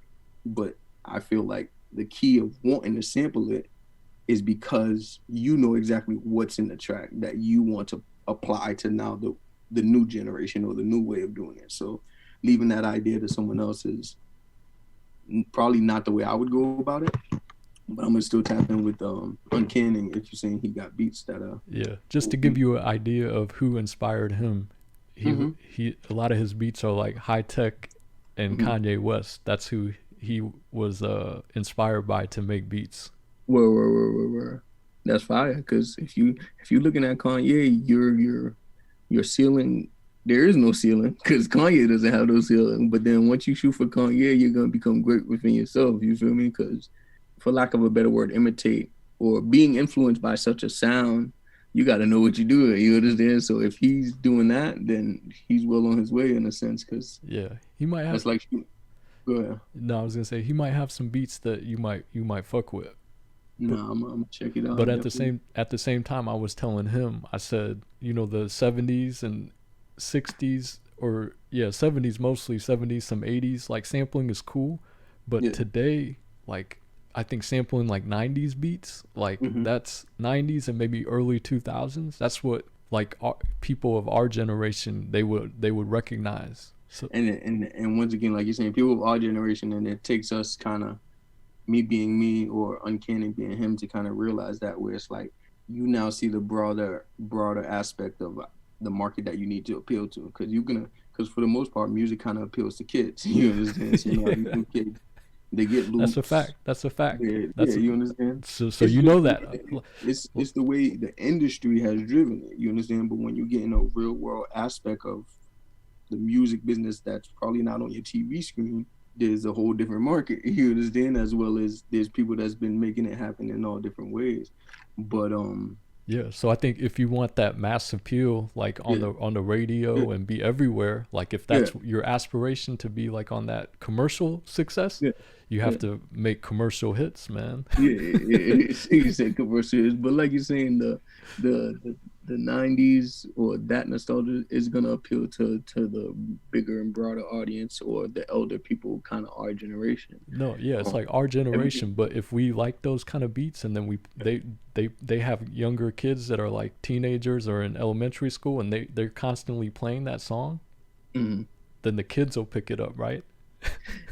I don't know. See, now that's a good question, because now it's to say, do we listen to music because it goes viral because of kids now, or do kids listen to music because our parents are playing it, or in a sense, right? But at the end of the day, it's to get bread. Don't forget it, right? To get bread. Exactly. I mean, it is what it is, in the sense where it's like, so everything being digital, and the way like producers are being made now, not even producers, even artists, I think that's the lost part of hip hop. You understand? Is losing that history and the nostalgia, because of like the internet age. Is just, you don't have to be a student anymore. You just are an entity within the industry, in a sense. I don't know how to really explain it, but like you're saying, it's all about getting the bread. So at the end of the day, you kind of want to be commercial. Yeah. To get more bread. You have to find a way to commercialize yourself. You don't have to be commercial in the sense of, this is the commercial, this is the box you have to fit in. Okay, here's my box, that's your box, here's my box.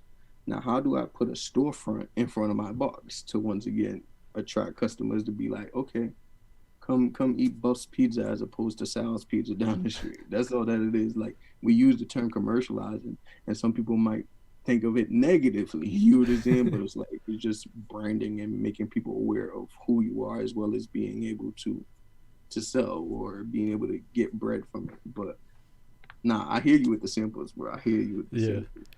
And that's because we were talking about Wyclef and Killing Me Softly, man, because that was such a big hit back in the day that a lot of people already knew that song. So if you sample like a known 90s R&B or a hip hop song, or sample it, and then I think it already have an audience. All you have to do is make it come to life. That's just like it's a secret hack in the game too, because you want to know why? Sampling has to be clear. So now you start to get that shit in the room of people would probably like, that record would probably get in a room of someone that didn't even know me before, just because they got to clear it. It's on their label and their master and some more shit. That shit's a secret hack that, I don't know, I sit and I think about it like that. Some people might know, some people might not know. This shit might go viral and everybody just starts sampling this bullshit, but nah, I hear what you're saying. So I guess the next question that I would ask in my own mind would be, if that was the case, say we had to pay money to sample or clear a sample, how much does that cost? What is the cost? And then do we believe enough in the cost that we would see a big enough return that it's worth it? Yeah, exactly. It's just about figuring that out. That's the rat race within itself.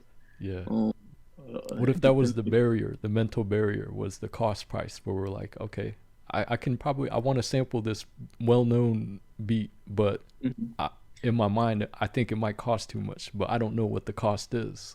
Like, imagine, let me ask you, like Nipsey, he sampled Jay-Z's Hard Knock Life, right? Which was a sample of what Annie in School and some more. So look, we're into like the third level of sampling at this point, because Jay-Z was able to do it. He left it open for people like Nipsey. There's so much music out there. There's some things that never been sampled before, and people haven't gone to it. Nonetheless, the new stuff from the 90s, 2000s, 20s, the 10s, all the new stuff that's been going on that people still haven't sampled. Um, I mean, if that's the game you gotta now play with sampling, you gotta have your money ready to clear it. You feel me? Or hope that the song takes a life of its own, and it's like by the time they figure out you gotta take it down, you already threw another hit out there, and you took control and leverage of the clout that you were gaining from it. You understand? So you just gotta stay sharp and be ready for any situation. I gotta figure that out. How much it costs to Man, get a listen, sample. it depends on the sample, the person, and the label. You understand? If that sample, if that's a big record, they might not want you to, or they're gonna up the price so you can't do it. So their record stays the same. If it's not a big record, then it might be a little easier. If it's on a label that's just trying to get a little pocket change, they be like, I bet let's sample, let's clear all samples. If it's on a label that's like, nah, this is the Wells Fargo of labels, and it's like we don't want our rep touched. They're gonna be like, man, 50,000 to clear the latest string for this. You understand? And you can never, but you don't know until you go to the track and figure out the history of the label and where it has to go as far as production. And that's another thing that people often overlook is like the rights and the productions that comes with music now. You understand?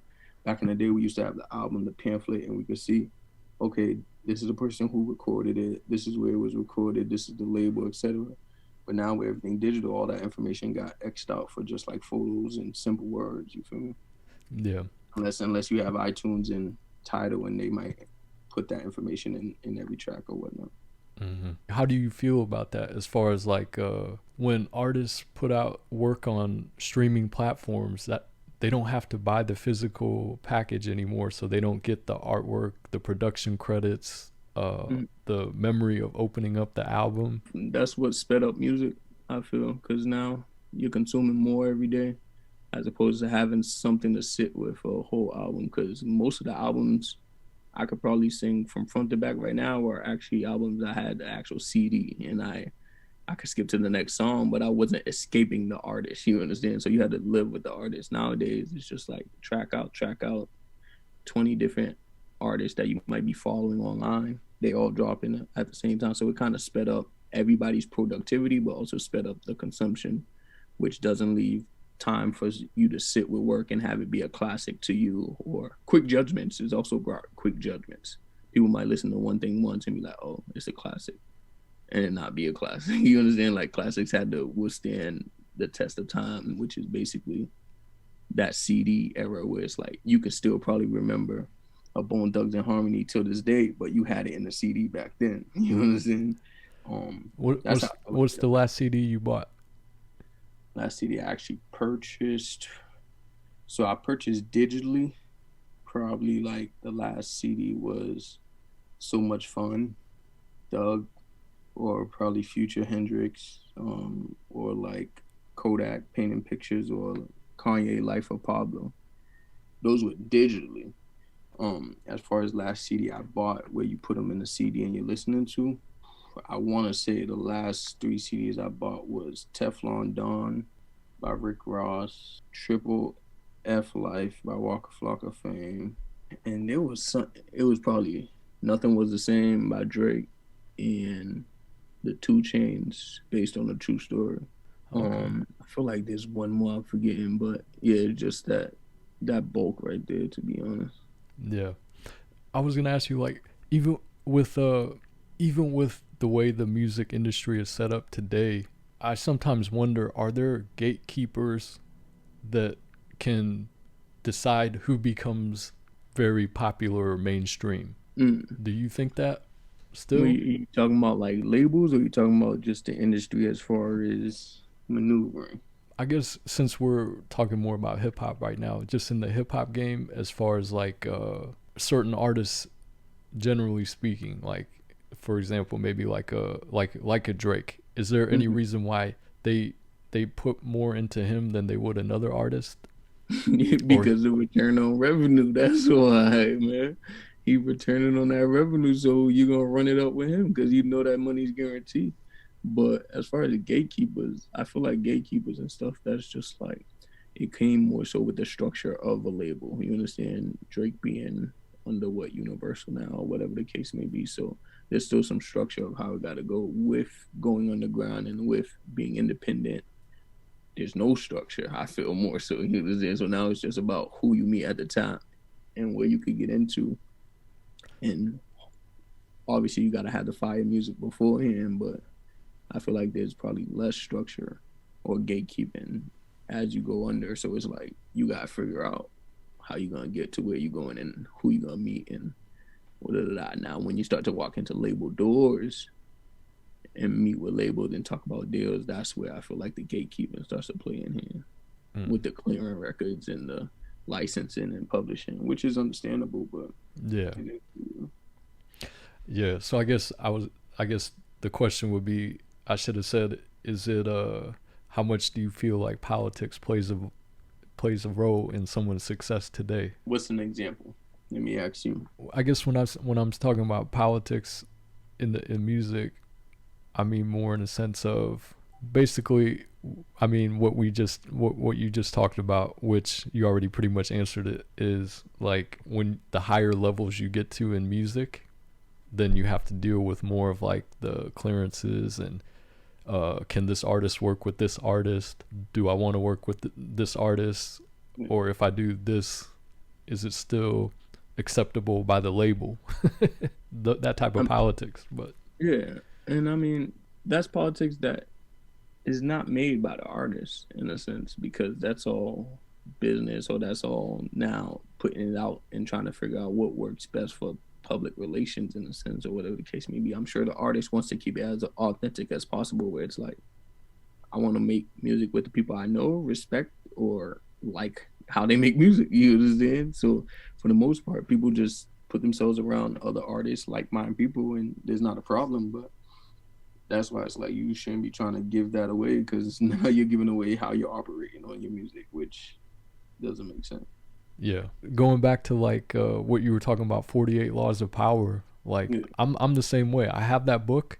I've read probably maybe like 60% of it, but at the same time, I do read it like if there's certain life situations that have to apply to what I'm going through, then I'll like read certain laws in there. Yeah.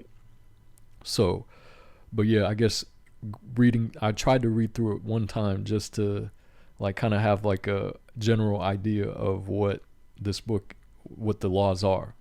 Yeah. But then once you have that general idea, you can always go back and pull from it or read certain laws again. Exactly. When your life is. But books, like, have you always been like a big reader, or you just picked it up? No, funny. I have not been a big reader, and that's why it's like I'm trying to instill it as well as pick up the habit for better. But growing up in school, I mean, I passed school and whatnot, but I definitely did not enjoy reading in a sense. Like math was my subject. I couldn't really, I guess whatever material they were giving us, I just wasn't interested in, for lack of a better way to describe why people probably don't read. You understand? It was like one book in the 6th grade I remember. It was pretty interesting. That's it. But a lot of things come from my negative habits or bad habits growing up as a kid, not doing my homework and whatnot, and just not doing English work. But as I'm older now, I just pick up books that in the realm or in the field of what I'm interested in, or what I feel like I need to self-help or self-teach myself to better myself and become a better man the way I'm trying to be. Yeah. Are you reading any particular books right now? So right now, I got next to me, and I just started to crack this open. I'm not too far in it. This joint right here. Think Like a Monk. Oh, okay. Jay Shetty. Yeah. I was just watching a podcast with him and that singer Janae Aiko. Yeah, a whole podcast. He has a podcast. Yeah. Because what I do is I watch it on YouTube, so I know he'd be sitting at kind of like a talk show kind of setting with people and explaining his whole theory. That's how I catch it, but I haven't just listened to it yet, so I'm gonna look up his podcast. But yeah, I got that book. It was given to me, but once again, Think Like a Monk or Living in the Present is kind of how you do it. Besides sharpening skills and being disciplined, is the secret that I guess some people know, some people don't know, or some people don't care to instill. You feel me? But I got the book. It's within the realm of how I see things. So I'm gonna tap into it, get his perspective, and just through reading it, you're gonna know how to apply whatever it is you need in your life, because it's gonna open your eyes to something you didn't think of, or it's gonna reassure something that you already know. And it's like, okay, he just told me how he deals with it, even though I might not deal with it that way. I can see what he used. You understand? And I'm not even too sure if he's speaking on his own personal experiences in this book, but it seems like it will be. And it's just he came from being a monk, so there's some monk teachings in there. You understand? And I can grab the positive qualities for what it is and apply it the best way I can until I maybe meet him, shake his hand, and he'd be like, "Nice shirt." You feel me? Yeah. How On much? some Wyclef shit. Yeah. How much? Um, How much do you think like weed kind of helps your mind think the way it thinks? Man, to be honest, I mean, are you talking about in the sense of the book, or are you just talking about my mind right now in general? You're sorry. Yeah. Sorry, I didn't parlay the question proper, but I guess just your mind in general, off the book, because Mm, I thought of that question because you were talking about thinking like a monk, and a lot of the philosophies of like monks and like even like Asian style mhm. philosophies. I feel Yeah, like a lot of these dudes might have been stoners. yeah. Nah, that's a fact. That's a fact. And there's no telling, because back in the day, they probably classified it as something else, or before record keeping was around, or before legalization was around and banning it, whatever the case may be. They probably were, right? But it's just a mindset of, because I thought like this already, but blazing it just kind of open and heightened it once you start to take those first journeys. So now you're in a whole different realm. Even when you decide to stay sober, it's like you can see the real world for the realm that you were just in. You understand? So now you start to understand and pick things apart more so. So it has a big part of the perception, because it in a sense opened the eyes to the reality of things. But regardless, I thought like this even before. So, and even while I'm sober all the time, I can just be like, I bet I see it for what it is, and still maintain that high perception if needed. Yeah. But now when you get into indulging, it's just like you get to really just enjoy it and be in there at the time, because that's shifting from present to game planning. That's shifting from being here right now and not really thinking too much of it, as opposed to sitting back and being like, I bet I got this plan, I got this plan, this is what I gotta do. That's just shifting from back and forth. Yeah. I agree Mm. 100%. That's how I think too, and I look at things. And that's crazy, because essentially exactly how you said with the whole interview. You sat down, we chopped it up, you see where it's at, and then you went into that realm. You see what I'm saying? So it's like it doesn't change your perception, but you get to see exactly what it is. Yeah, yeah. I'm sure, and that's funny because like a lot of times, like I notice that difference, like how I am when I'm blazing versus when I'm sober, Yeah, and the type of questions that I ask are different. yeah. I might not when I'm sober, I might not ask something the same way or even ask it at all if I'm high. You know? You wanna know why? Because low key, your senses are not in tune with right now. You see what I'm saying? So you probably heard him say like, "Yeah, I have a meeting at 10," but you're thinking about something you gotta do at home. So you're not engaged enough to be able to ask, "Hey, what's that meeting about at 10 o'clock?" You understand? But when you're not and you're here, all your senses are heightened, and they have no choice but to kind of be here.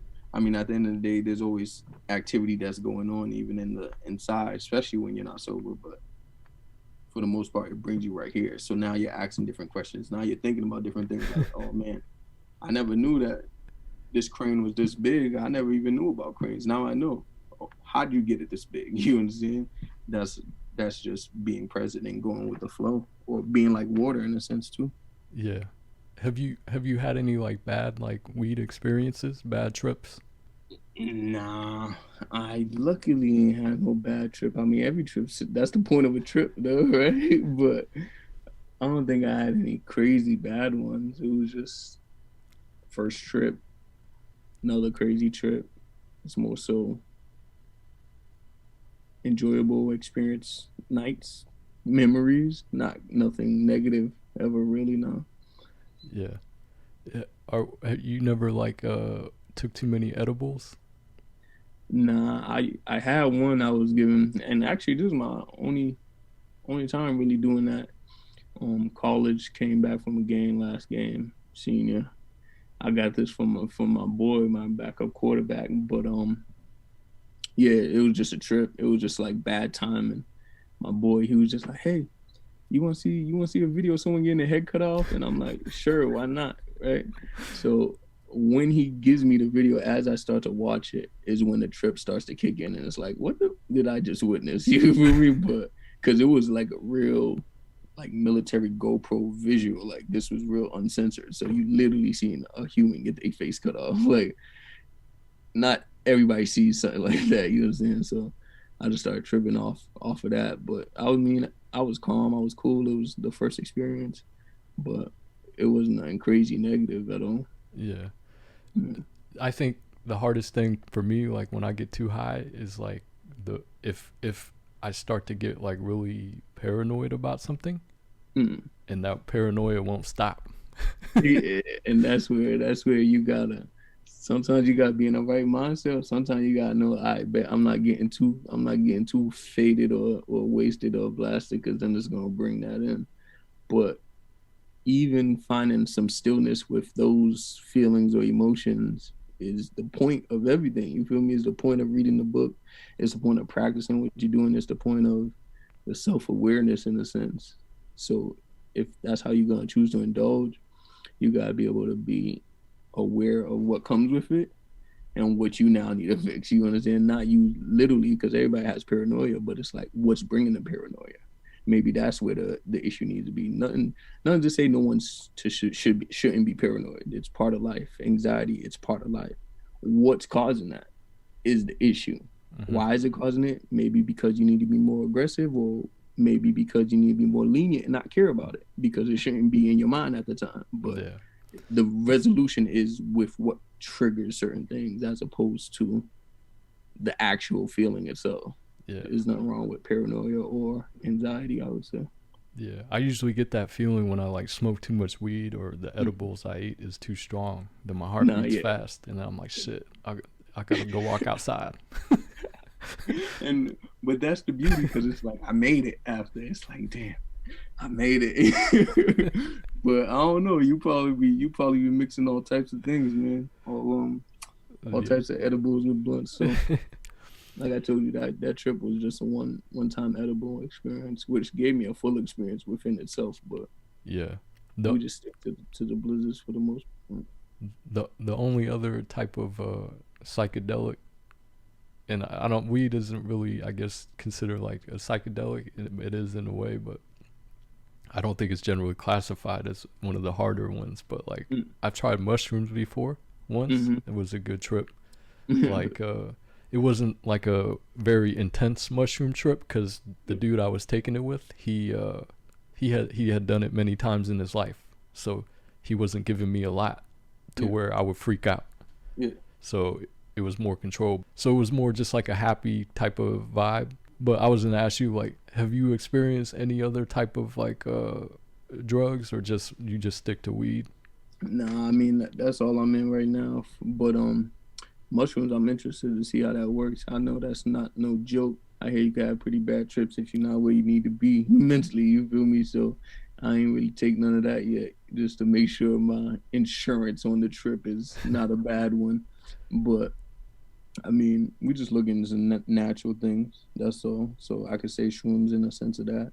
I'm not too sure about what else is out there. I know what everybody's rapping about and doing all that, but that's not natural. So we try to stay as far away from it as possible. But then it's like, I don't know if you watch shit like Hamilton, Mr. Hamilton, Pharmacopoeia or whatever. I haven't seen that. You ever seen that on Viceland or nothing? Uh-uh. I think it's that Indian dude, or he looks like he's of Indian descent. He goes and he just does random psychedelics in random countries. He's like smoking toad, peyote, or venom in Mexico or whatever. So I want to try that shit, that DMT. there's a lot of, once again, there's a lot of other things that are natural, but that you'll probably have a crazy trip. Like you'll have a crazy human interaction with it. And once again, because the FDA legalizes certain things. You know what I'm saying? So we're only experienced to certain things as Americans, whatever the FDA says is liable for this market in this land that we're on. But you could go in a whole different country and take something else that you couldn't take in America. You understand? It might be a plant, it might be a leaf, it might be a flower. We don't take it here in America. We see it as illegal, but technically it's not. It's nature. It's natural. Now, the issue becomes now you might take a flower and you might die because it's poisonous, or you might have someone who knows like, yeah, you can only eat a petal off that flower because it's poisonous. But if you only take a petal, it's not lethal. You understand? And now instead of dying, you have a experienced trip. You understand? But that's just how that is. As far as the shrooms, you had your mans walk you through it so you don't go down that bad trip. Because once you do, it could really fuck you up in life. Do you think there's like some experiences that change your life that you can't come back from? With a bad trip, yeah. It might go crazy. It might shatter the way you see things. You feel me? As far as, but that's because you say it that way in a sense where it's like you're familiar with what you're doing, so you can never see it as that way. But if someone's not ready for it and they go and take some crazy shit, now they might be acting some way that they're not normally acting. You feel me? Now you in the car doing Molly and you crash out. You feel me? Yeah. Now your life has changed because you just got in a major accident. You feel me? Now you probably don't want to take Molly, or you be like Molly ruin your life, or you might get addicted to it because that's all you want to do now that your life has changed. You feel me? But there's some people that had a bad trip off of smoking weed the first time, and they never want to smoke again. You know?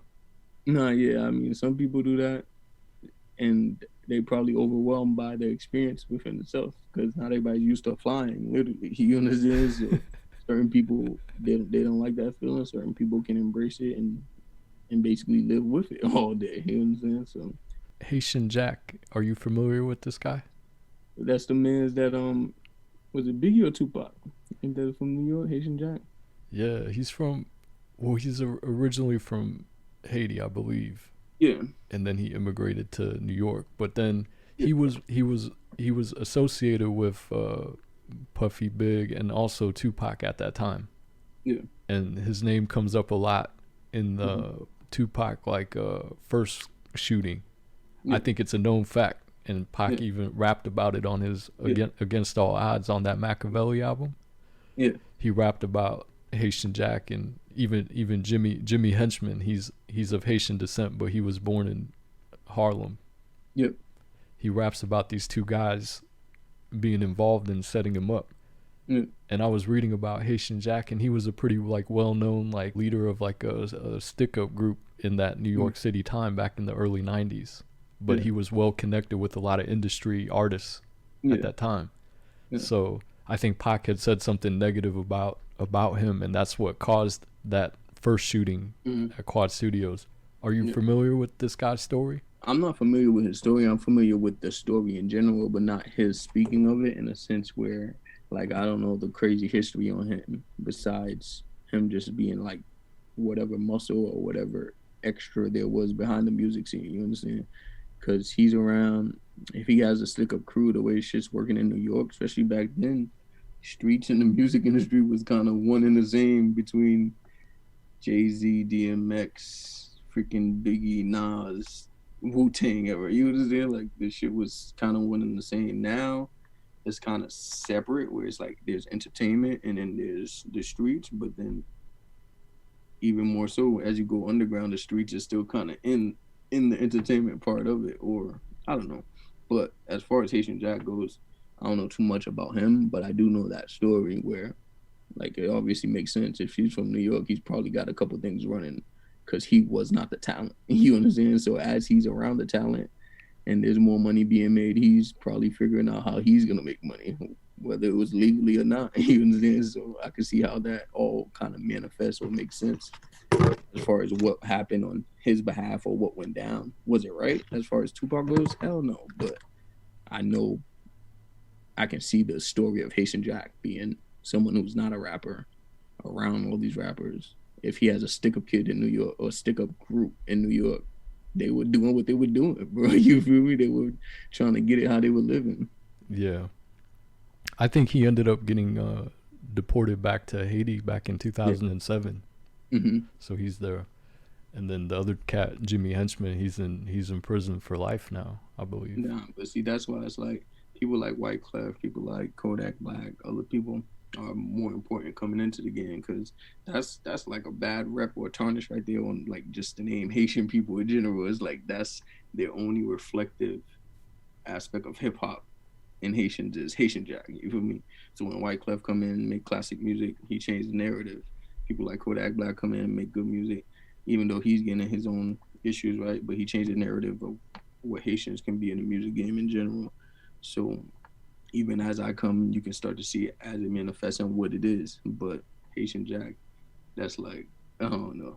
That's just his story and how he fucked up, because it's like you don't know him for nothing else unless it's on whatever stick up kid group or street stuff that's going on in New York where his name might ring bells. But yeah, like, I was gonna say, like, I think one person, and I think most people, I feel like, should think this way, but I think one person should not reflect the whole race, right? But yeah, unfortunately, a lot of times that happens. Exactly. They like to categorize or box people in based off of what one person did. But I think it's natural, right? Like if an Asian person fucks up, I'm like, yeah, I ain't with that guy. But if an Asian cat is doing good, I'm like, yeah, Jeremy Lin. That's exactly how like people look at it, where it's like the familiarity comes with what's already been experienced. So if they don't know who Cape Verdean people are, right? And they see one Cape Verdean person and their experience with them is negative, they're going to categorize. They're just going to run to that negative experience anytime they hear Cape Verdean. You understand? That's just people in the sense of how we naturally work and not being disciplined on bettering ourselves. That's just a natural reaction. From there, you can let it gauge your judgment on people or not, but you should never let it gauge your judgment on people, because everybody's an individual and you can't judge one person off the race, to be honest. Yeah. Or you can't judge the race off of one person, I should say. But when you winning, everybody want to win with you. So they're gonna be like, even another Asian person, they're gonna be like, yeah, I know him. He's Asian. He's doing his thing. When you winning, everybody's gonna win with you. But when you losing, they're gonna be like, nah, he's a different type of Asian. We don't know him. That's how it works, bro. That's how that shit is, bro. I think dealing with people, it's a very like sometimes you get to see like a lot of superficial stuff, right? Even in entertainment, and that's just media in general. It's very superficial in that sense. Like people just roll with whoever they think is winning a lot of times. Yeah. I don't know. That'd be how people kind of make their beds in the sense of who they are. Some people roll with the superficial because it's beneficial. Some people, they just stay authentic to themselves. You know what I'm saying? So it's like, I don't know. Some people roll with the superficial because it's beneficial, but it's like, that's a good quote right there. It's a great quote, right? I like that. But they're banking on the superficial being profitable. You understand? The only reason to go with something that's superficial is to think that is gonna yield some investment or whatnot that you can't yield by yourself. When you think you can yield it by yourself, you can be as authentic as possible, because you're not gonna stand or support something that is not true to who you are. I don't know, but that is a good quote. I might need that. Yeah. That's a quote or a lyric. Nah, that's a fact. That's a fact. Yeah, man, I appreciate your time today. Do you want to plug any of your Instagram and then let people know like when the upcoming project is? Yeah, for sure. Buff the God, that's BuffDagod. All social media platforms, Instagram, Twitter, freaking Spotify, streaming platforms, Apple. But it's 3 different words: BuffDagod. POE tape coming out soon. Who this video out now? Coming with another video. Benadryl coming soon. Me and Suave, we still working. Thankful Records keep booming. Sucker Free Entertainment, man, we coming. Appreciate you for having me, man. Good conversation. Yes, sir. Yes, sir. Appreciate it, man. I appreciate your time. I'll be checking for your stuff coming up in the future, man. All right, man. Stay tapped in, bro. All right. Yes, sir. Yes, sir. All right. Thank you.